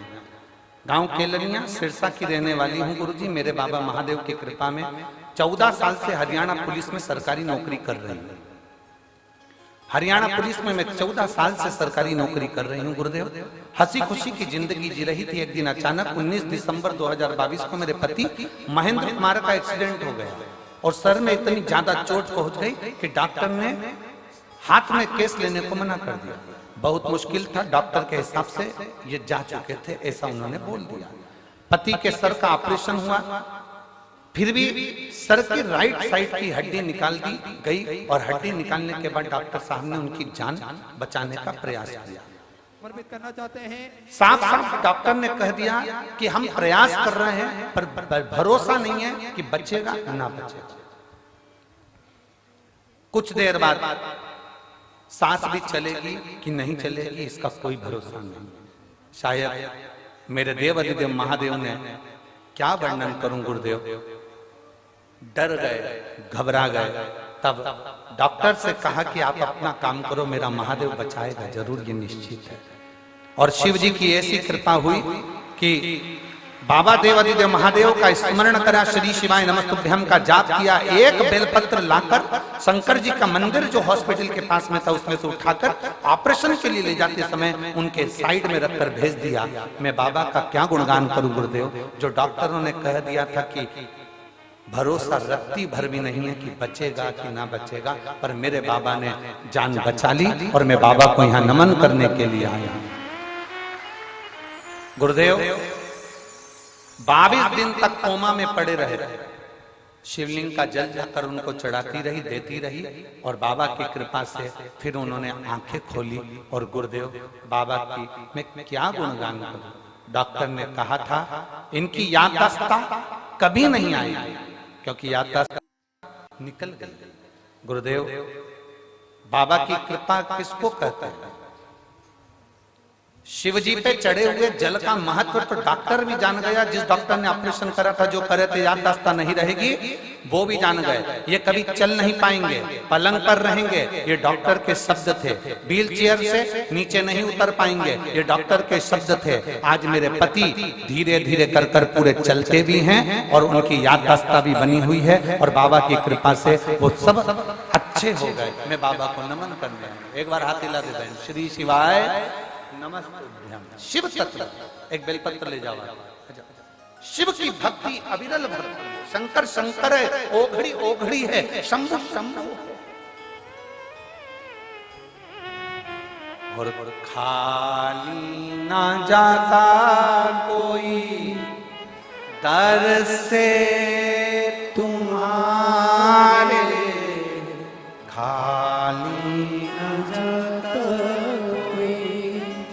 दर से तुम्हारे, मैं भी खड़ी हूँ नंगी बाहें पसारे, अपने हृदय से लगा लो गिरी जा रही हूँ, उठा लो भोले अपने दर से अब तो न टालो, गिरा जा रहा हूँ, उठा लो। हम उसके भरोसे, हम उसके विश्वास पर दृढ़ रहे। ना सोचिए सोने की बेलपत्र में जो बल नहीं, चांदी की बेलपत्र में जो बल नहीं, वो शंकर भगवान की एक बेलपत्र में बल होता है।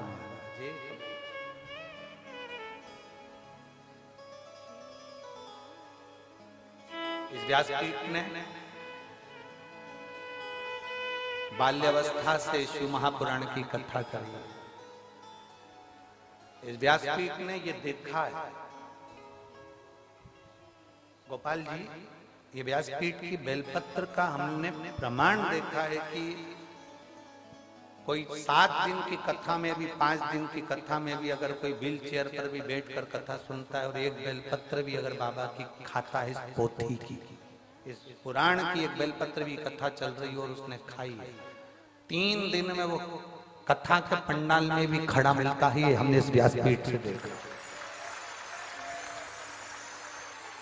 हम सोने की बेलपत्र को नहीं जानते, हम चांदी की बेलपत्र को, हम हीरे की बेलपत्र को नहीं जानते, पर हम इस बेलपत्र को जानते हैं जो बेलपत्र शुरू से वेद पुराण शास्त्र वर्णन करते आए हैं। जिस बेलपत्र के नीचे लक्ष्मी झाड़ू लगाती है, जिस बेलपत्र के नीचे स्वयं ब्रह्मा, भगवान नारायण और 33 कोटि देवता बैठकर शंकर की आराधना करते हैं, वो बेलपत्र साधारण नहीं।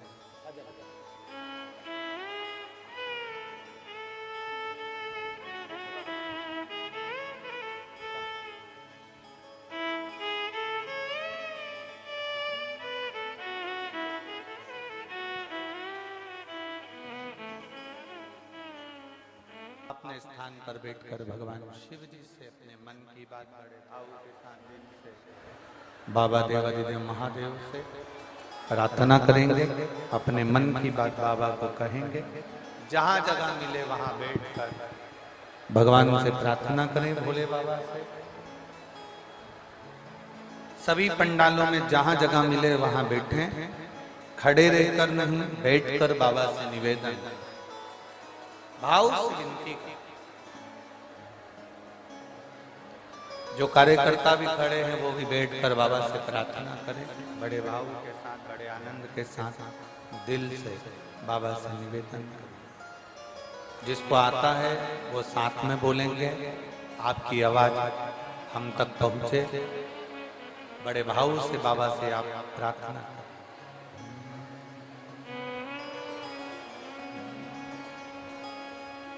श्री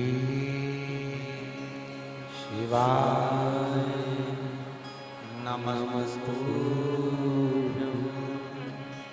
श्री शिवाय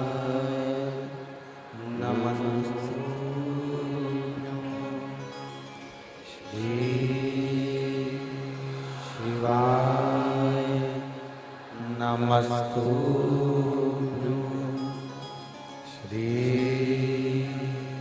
शिवाय नमस्तुभ्यं, श्री शिवाय नमस्तुभ्यं। भोला सब दुख काटो हमारा, ओ भोला सब दुख काटो हमारा।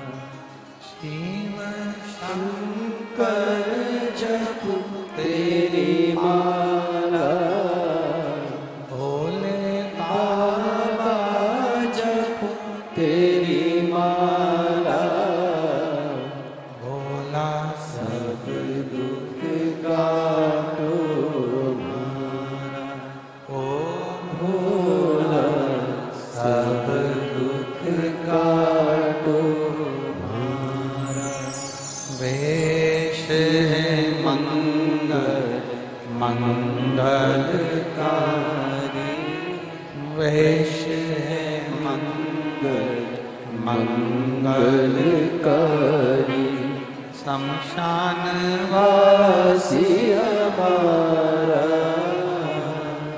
शमशान वासी हमारा, ओ भोला सब दुख काटो हमारा, ओ भोला सब दुख काटो हमारा। भगवान शिव की कथा कर रहे हैं, देवादिदेव महादेव का संवाद करता है, शिव महापुराण की कथा करता है।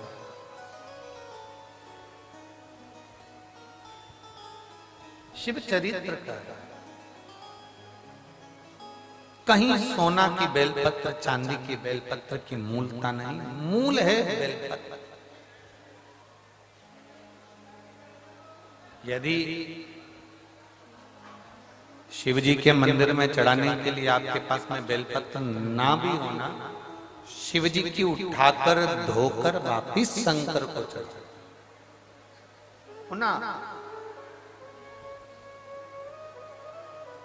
सारे तीर्थों में जो दर्शन का फल होता है सारे तीर्थों की नदियों में जो स्नान का फल होता है, सप्तपुरियों के जो दर्शन का दान का फल होता है, वो फल एक बेलपत्र को धोकर शिव को चढ़ा देने पर प्राप्त हो जाता है। वो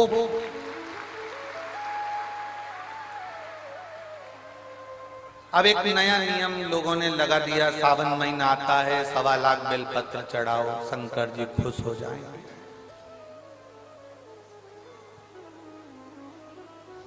ये थोड़ी थोड़ी भ्रांतियां हैं लोगों। शिव महापुराण इसी को समाप्त करती है। बस शिव पुराण का कार्य यही है कि भ्रम निकालना,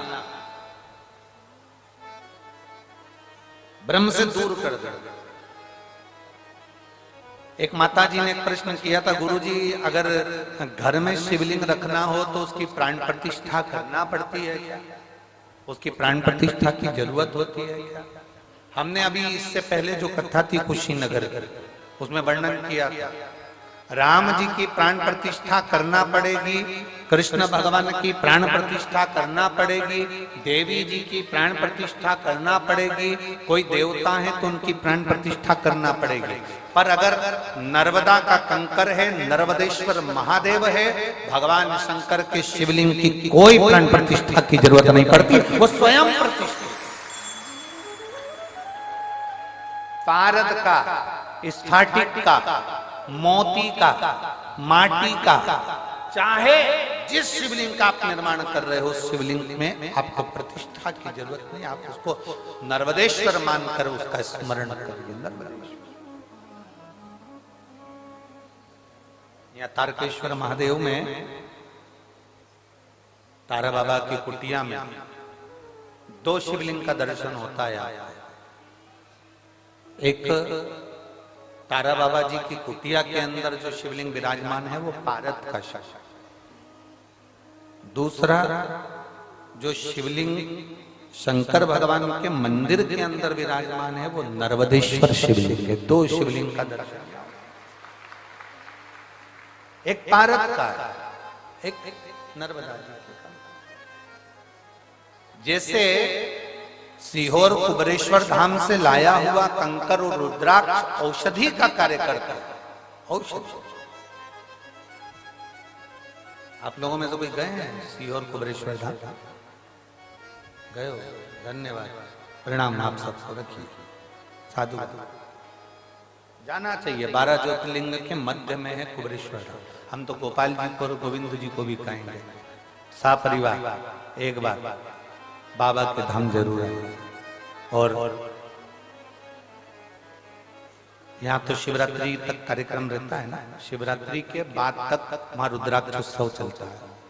7 मार्च से 13 मार्च तक चलेगा। उस बीच में वहां रुद्राक्ष महोत्सव, वहां का कंकर शंकर होता है। वहां का कंकर अगर आप लेकर आए हैं और उस कंकर को आप पूज रहे हैं तो उसमें शिव की आकृति का दर्शन होता है। एक दूसरा, वहां का जो रुद्राक्ष है उसको पानी में कैसे भी कितने भी साल तक गलाते रहो, वो रुद्राक्ष में बदबू नहीं आती, सड़ता नहीं है, और उसका पानी औषधि का कार्य करता है। इसमें भी कई पत्र से उसमें रखे। वहां का कंकर शंकर है उस भूमि। हम निवेदन करेंगे आप सबको भी कि आप भी 7 मार्च से 13 मार्च तक जो रुद्राक्ष उत्सव है, बाबा के धाम में एक दिन की कथा जरूर सुनना चाहिए। सीहोर की पवित्र भूमि पर। गोपाल जी आप भी पधारे, गोविंद जी आप भी पधारो, जितने यहाँ कथा श्रवण कर रहे हैं सबसे निवेदन अपने जीवन में, और जितने आस्था चैनल पर सुन रहे हैं, कुबरेश्वर धाम की पवित्र भूमि पर भले एक रात्रि का विश्राम कर कर कथा सुनो, पर उस कंकर शंकर की धरा पर बैठकर उससे विनय कर कर, दिल से उससे प्रार्थना कर कर, निवेदन कर कर उसको सुनो। और कितना बड़ा सौभाग्य, तारा बाबा की कुटिया से भोलेनाथ जी के द्वार तक की कथा। यहाँ 2 मार्च तक कथा चलेगी, फिर यहाँ शिवरात्रि महोत्सव चालू हो जाता है, चलता है। यहाँ पर भी एक आनंद ही आनंद, और वहां पर भी आनंद ही श्रवण।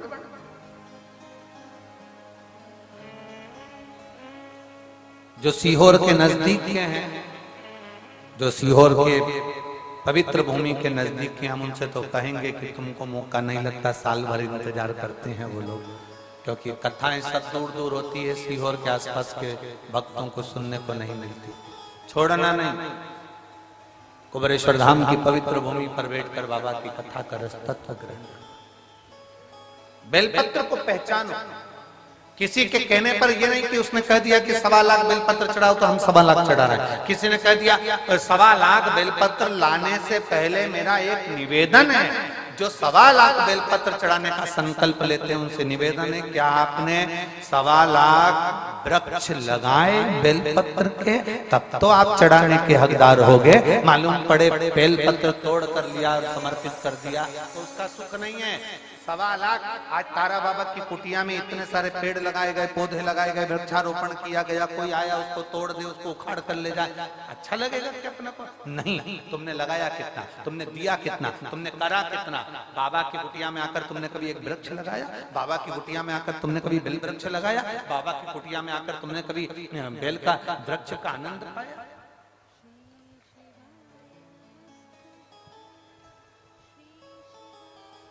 आज इस भूमि पर हम गोविंद जी से, और हमारे मन में आया तो हम कह दें क्या गोपाल जी, अगर कर सको तो हम तो विनय कर सकते हैं। ऐसा हमारे शास्त्र कहते हैं, ये शिव पुराण में लिखा है, विद्येश्वर संहिता, जहां पर बेलपत्री के 51 वृक्ष होते हैं, उन वृक्ष की, जैसे कहते हैं ब्रज में वाटिका होती है, अशोक वाटिका होती है, वो वाटिका हमारे यहाँ इसको बेल वाटिका कहता है। कहते हैं उस 51 वृक्ष की वाटिका में कोई बैठकर अगर एक बार भी अपने दिल की बात भगवान शंकर से कह देता है ना, तो उसको भोलेनाथ को 51 वृक्ष के संकल्प को पूरा करने के लिए 3 दिन के अंदर उसे पूरा करना ही पड़ता है। हमारा इतना सा निवेदन है गोविंद जी से और गोपाल जी से कि तारा बाबा की कुटिया में एक बेल वृक्ष की वाटिका होना चाहिए। ये हमारा केवल एक निवेदन है, और तारा बाबा ही ये निवेदन आप लोगों को आज्ञा दे रहे हो तो हम तो ये कहेंगे कि आपके पास में जगह है तो कहीं 51 वृक्ष बेलपत्री के ऐसे लगाए जाएं, जिसके नीचे एक भाव के साथ बैठकर लोग अपनी माला का स्मरण करें, एक बार बाबा से विनती करें और बाबा उसको स्वीकार करे। ऐसे हमारा हम तो निवेदन कर सकते हैं। ये बाबा कृपा का गोविंद जी, इसको बाबा की आज्ञा मानकर करिएगा, तारा बाबा की, इसको गोपाल जी। बहुत कम मात्रा में कहीं कहीं बेल का वाटिका होती है, बेल वाटिका बहुत कम होती है। उसका कारण एक होता है, सबसे बड़ा कारण हम बता भी देते हैं। उसका कारण एक होता है, 4 बेलपत्री के वृक्ष आपने लगाए हैं, बड़े भी हो गए, आप बेलपत्री के वृक्ष के नीचे आराधना करने बैठोगे, धीरे धीरे आपकी तप साधना के कारण बस बेलपत्री का वृक्ष सूखने लगता है।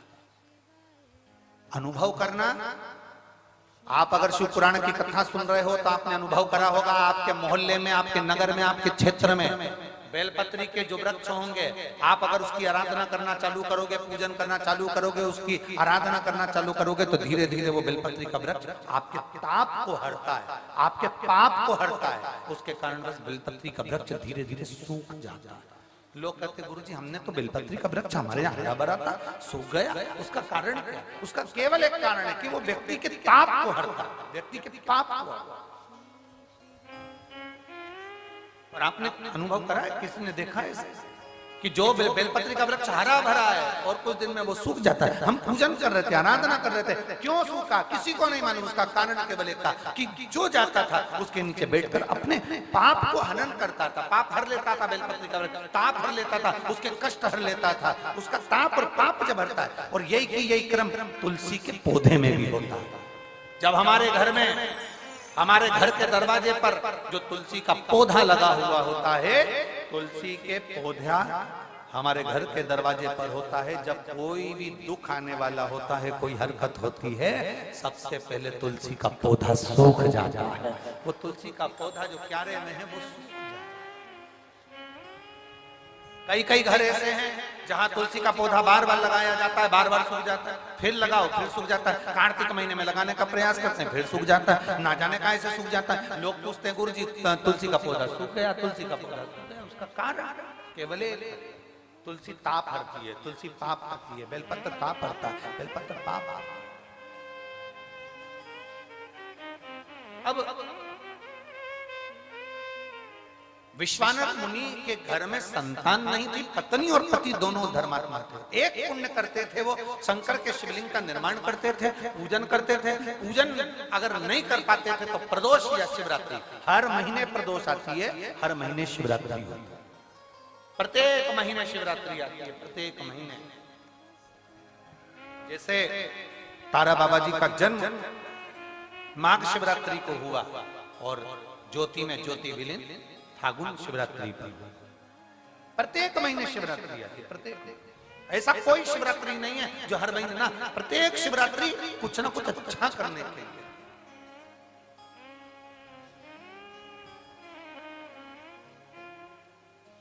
एक बहन ने लिखा, गोविंद जी को हम धन्यवाद देते हैं, गोपाल जी को हम धन्यवाद देते हैं। यहाँ पर हमने बहुत कथा सुनी पर शिव पुराण के लिए तरस रहे, तो हम गोविंद जी और गोपाल जी को धन्यवाद देते हैं जो तारा बाबा की कुटिया में उन्होंने कथा करवाकर हम सबकी मन की तमन्ना पूरी कर दी।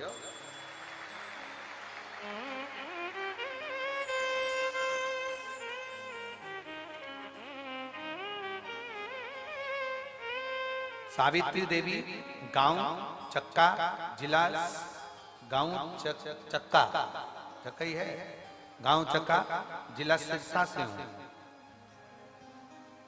कहीं बैठी होंगी तो हाथ हिला सकती हैं। गांव चक्का, जिला सिरसा से। पिछले, अच्छा इधर बैठे हैं, हाथ हिला दो। श्री शिवाय नमस्तुभ्यम। पिछले कई सालों से हार्ट और बीपी की बीमारी थी, शुगर भी कंट्रोल में नहीं थी। मेरी बेटी मंजू देवी ने कहा कि मम्मी शिव पुराण की कथा टीवी पर आती है तो सुना। मैंने कथा सुनना प्रारंभ करी। हम बीपी की दवाई खाते थे, शुगर की दवाई खाते थे, हार्ट की दवाई खाते थे, कई सालों से चल रही थी। लगभग 4 साल से ज्यादा हो गए पर वो आराम नहीं लग पा रहा।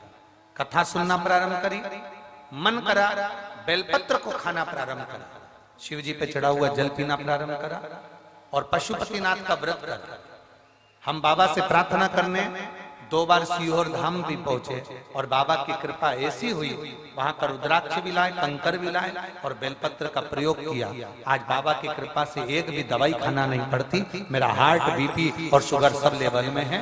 मैं बाबा को धन्यवाद देने वाला हूं। गुरुदेव, मैं श्री गोपाल जी कांडा जी को और श्री गोविंद जी कांडा जी को धन्यवाद देती हूँ, जिन्होंने हमारे दिल की तमन्ना पूरी कर दी। तारा बाबा की कुटिया में शिव पुराण की कथा करवा, ये शिव तत्व। साधुवाद आपको, एक बार हाथ हिला दो। श्री शिवाय नमस्ते। शिव तत्व है, औघड़ी है शिव।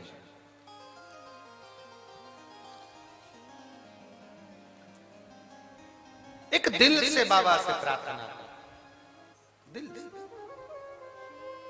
और मेरी जीजियों सुनो, सिरसा वालियों जरा अच्छे से, भीड़ भले हो, जगह भी ना मिले तो भी उसके दरवाजे तक जाते रहो, वो एक ना एक दिन हमारे दरवाजे पर खड़ा मिलेगा। भीड़ भले हो बहुत,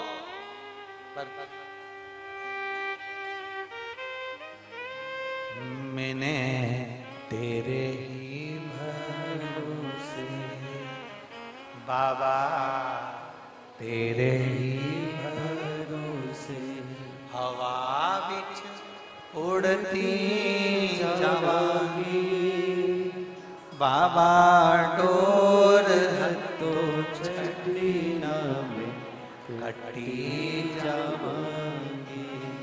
बोले शंभो मैं तेरी बदन, हवा बिच उड़ती जावांगी बाबा डोर है तो छड़ी ना में कटी जावांगी भोले मैं तेरी पतंग। शिव को भजा। संतान नहीं थी दोनों के, नियम था प्रदोष शिवरात्रि के दिन अगर अभिषेक ना करवाए, पूजन ना कर पाए तो शंकर जी के मंदिर के द्वार पर जाकर घी का दीप जला, घी का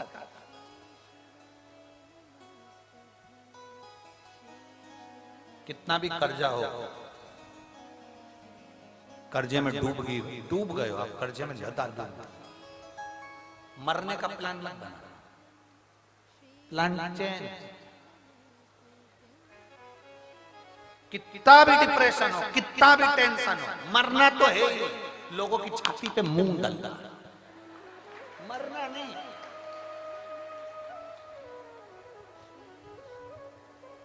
काय को मरे? बोलो सही है कि गलत है? तुम्हारे मरने से टेंशन कम हो जाएगा क्या? जो ऑफिसर दिन की ड्यूटी नहीं कर पाता उसको गवर्नमेंट रात की ड्यूटी लगा देते। ड्यूटी तो करना पड़ेगी। अभी 3 घंटे करे हैं तो बाद में 3 घंटा करो, पर 8 घंटे की ड्यूटी है तो 4-4 घंटा कभी भी करो, पर करना पड़ेगा। तुम अगर सोचो कि मैं मर जाऊंगा मेरा टेंशन कम हो जाएगा तो वापिस जन्म लेके फिर टेंशन मिलेगा। इसलिए एक बार अच्छे से टेंशन ले लो। अपने को टेंशन ज्यादा आ भी जाए ना, मरना नहीं है। और मरो भी तो थोड़ा फैशन चेंज करो। पानी में डूब के क्या मरना, ओल्ड फैशन। ट्रेन के नीचे मर गए, ओल्ड फैशन।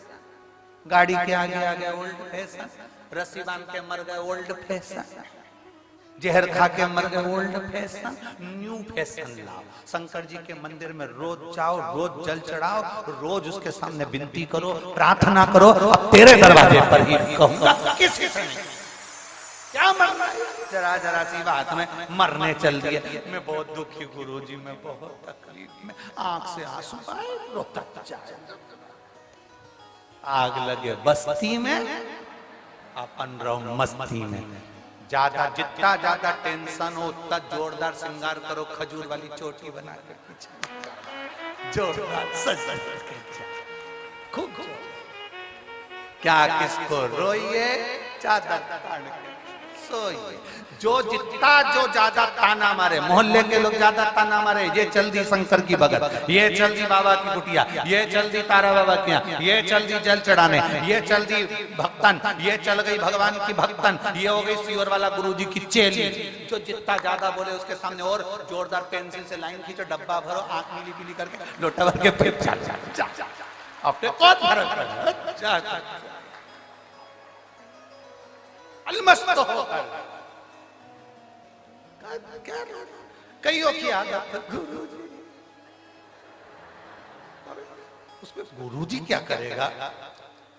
और इतनी वजह कभी किसी कई बार तो हमको आश्चर्य होता है, इसी चक्कर में तो हम कोई मर जाता है तो हम बैठने नहीं जाते, क्योंकि वो घिसी पिटी बात एक ही लेकर बैठ जाता है। उससे कोई आएगा पूछेगा कैसे मरा, क्या हो गया था, अच्छा तो था, उसने पूरी कथा सुना दी, रात को कड़ी खाई थी, मक्का की 2 रोटी भी खाई, मेरे से बोले बाथरूम जाना है, मैं ले गई, वापिस आए सोए। अब क्या बोलो उसको बता। फिर कोई आ गया, तुम्हारे जाते ही फिर कोई आके बैठ गया, क्या हो गया, फिर उसको पूरा सुनाया। एक काम कर लो, सीडी भरवा लो, प्लेयर में लगा, जैसे कोई पूछे क्या हो गया, खटका दबा दिया। अरे क्या, मरने वाला मर गया, जाने वाला चले गया। एक काम करो, बैठने क्यों जाते हैं, उसका एक कारण है। गरुड़ पुराण कहती है हम मरने वाले के यहाँ बैठने इसलिए जाते हैं क्योंकि जीवात्मा 10 दिन तक उसके घर की अटारी पर रहती है, और 10 दिन बैठने वाले इसलिए आते हैं कि वहां बैठकर भगवान का नाम लेंगे, वो जीवात्मा को मिलेगा और वो तर जाएगी, इसलिए। पर दुनिया उल्टी है, उल्टी। क्या हो गया था, मरने वालों का क्या। एक बार हम भी किसी गांव में चले गए थे, कोई मर गया तो हम चले गए, उनको बताया भी नहीं हमने कि हम आए। हम तो दरवाजा खोल के अंदर घुस गए। सब कोई झाड़ू लगा रही थी, कोई पोछा लगा रही थी, कोई बर्तन मांज रही थी। उनने देखा महाराजा सब थे चालू करा और चालू करा, तो अब हमें भी आंख में आंसू आते आते तो हम भी हंस दिए। अब मुझे बच्चा अरे आग लगे बस्ती में, जरा जम के बोलो अपन रहो, बोल बम का नारा है सारी समस्या का हल। अपने को टेंशन नहीं है, डिप्रेशन में बिल्कुल मत जाओ, चिंता बिल्कुल मत करो। कई बच्चे कहते हैं हम सीए की पढ़ाई में पास नहीं हुए, कोई के इंजीनियर में पास नहीं हुए, कोई के हम इसमें पास नहीं हुए, कोई के हमारी नौकरी नहीं लग रही, कोई के हमारा ये हो गया। क्या है चिंता। एक लड़के ने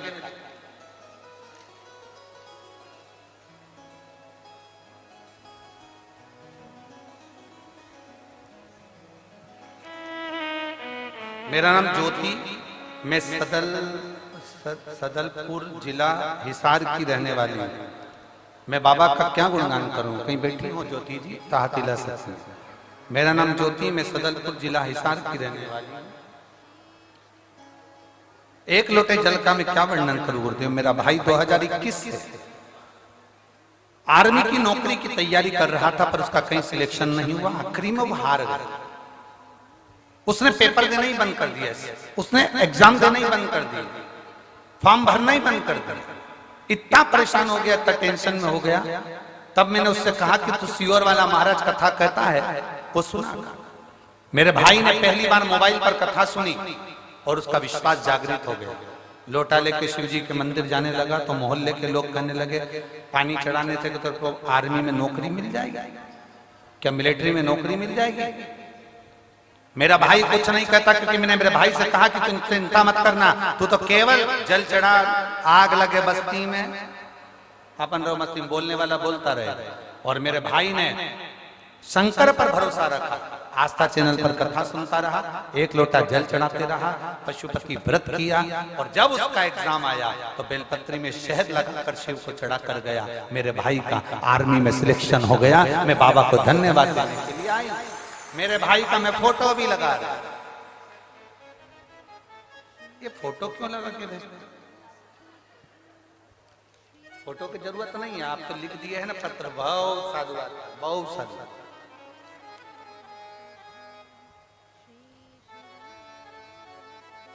शिव तत्व एक अविरल भक्ति, एक विश्वास, एक दृढ़ता, एक भरोसा आपका शिव के प्रति हो। जब जागृत होगा तो शिव मिलेगा। ब्रह्मता में शिव नहीं मिलता कभी। आडंबर में, अंधविश्वास में पड़ गए, शंकर नहीं मिलेगा। अंधविश्वास कोई कुछ कह दिया तुमने मान लिया। आप पढ़ो ना, शास्त्र पढ़ो, वेद पढ़ो, पुराण पढ़ो, पढ़ो।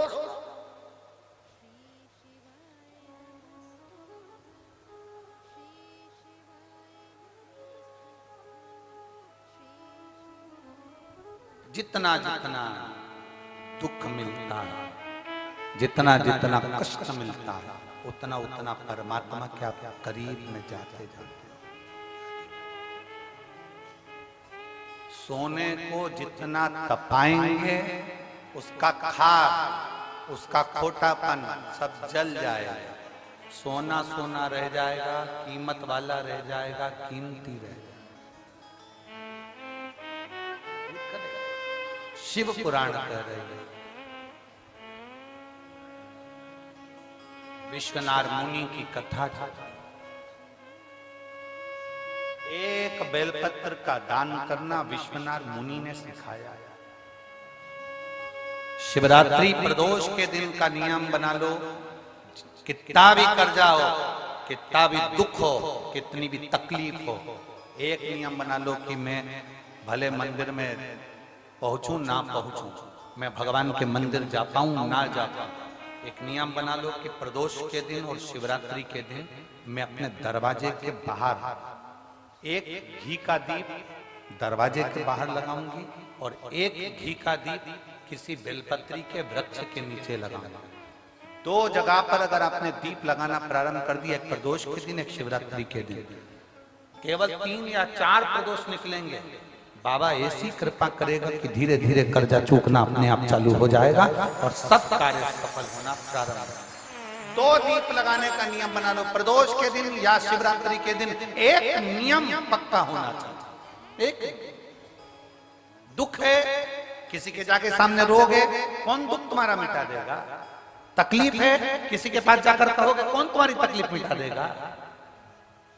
कष्ट है, कोई तुम्हारा कष्ट नहीं मिटा सकता। हमने पहले भी कथा में कहा, खांसी तुम्हें चल रही है, तुम्हें खांसना है। छींक तुम्हें आ रही है, तुम्हें छींकना है। छींक तुम्हें आ रही है और तुम पड़ोसी से कह रहे छींक, कोई ना छींकेगा। भूख तुम्हें लग रही है, क्या विचार है? भोजन पड़ोसी को कराओगे?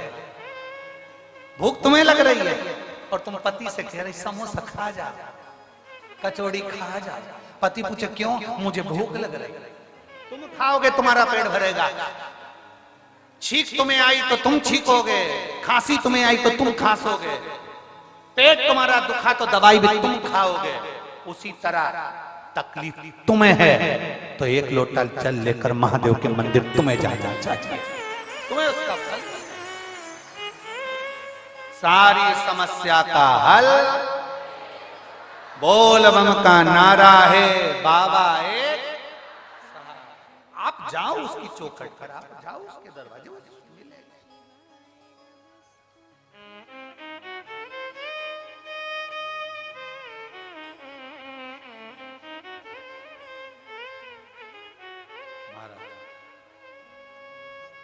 जिसने जान लिया उसको शिव मिल गए, जो नहीं जान पाया उसको शंकर नहीं मिले।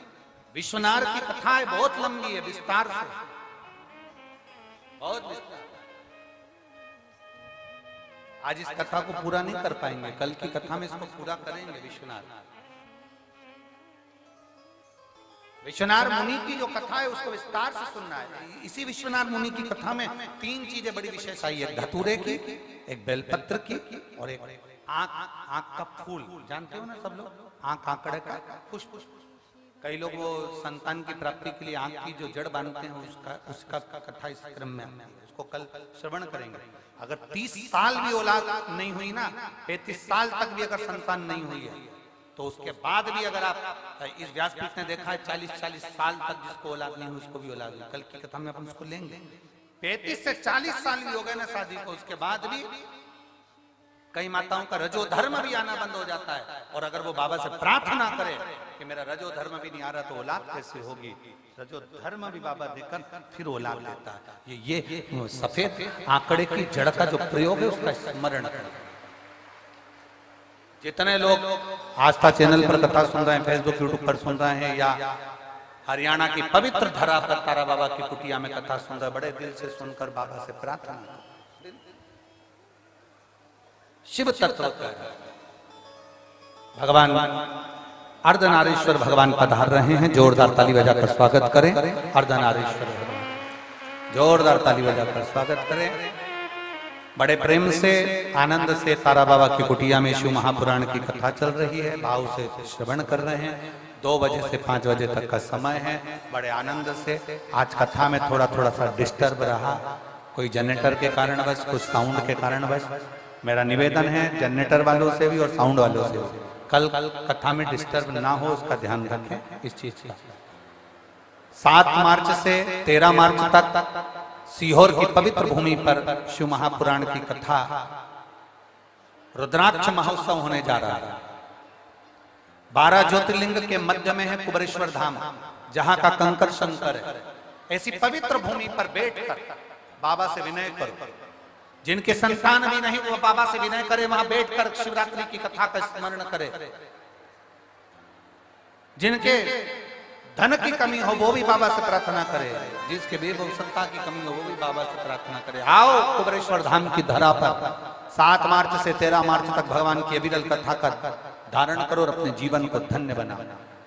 यहाँ जो कथा हो रही है, ये कथा बड़े भाव से चल रही है, आनंद से श्रवण कर रहे हैं और अपने जीवन को अपन सार्थक बना रहे हैं। हर हर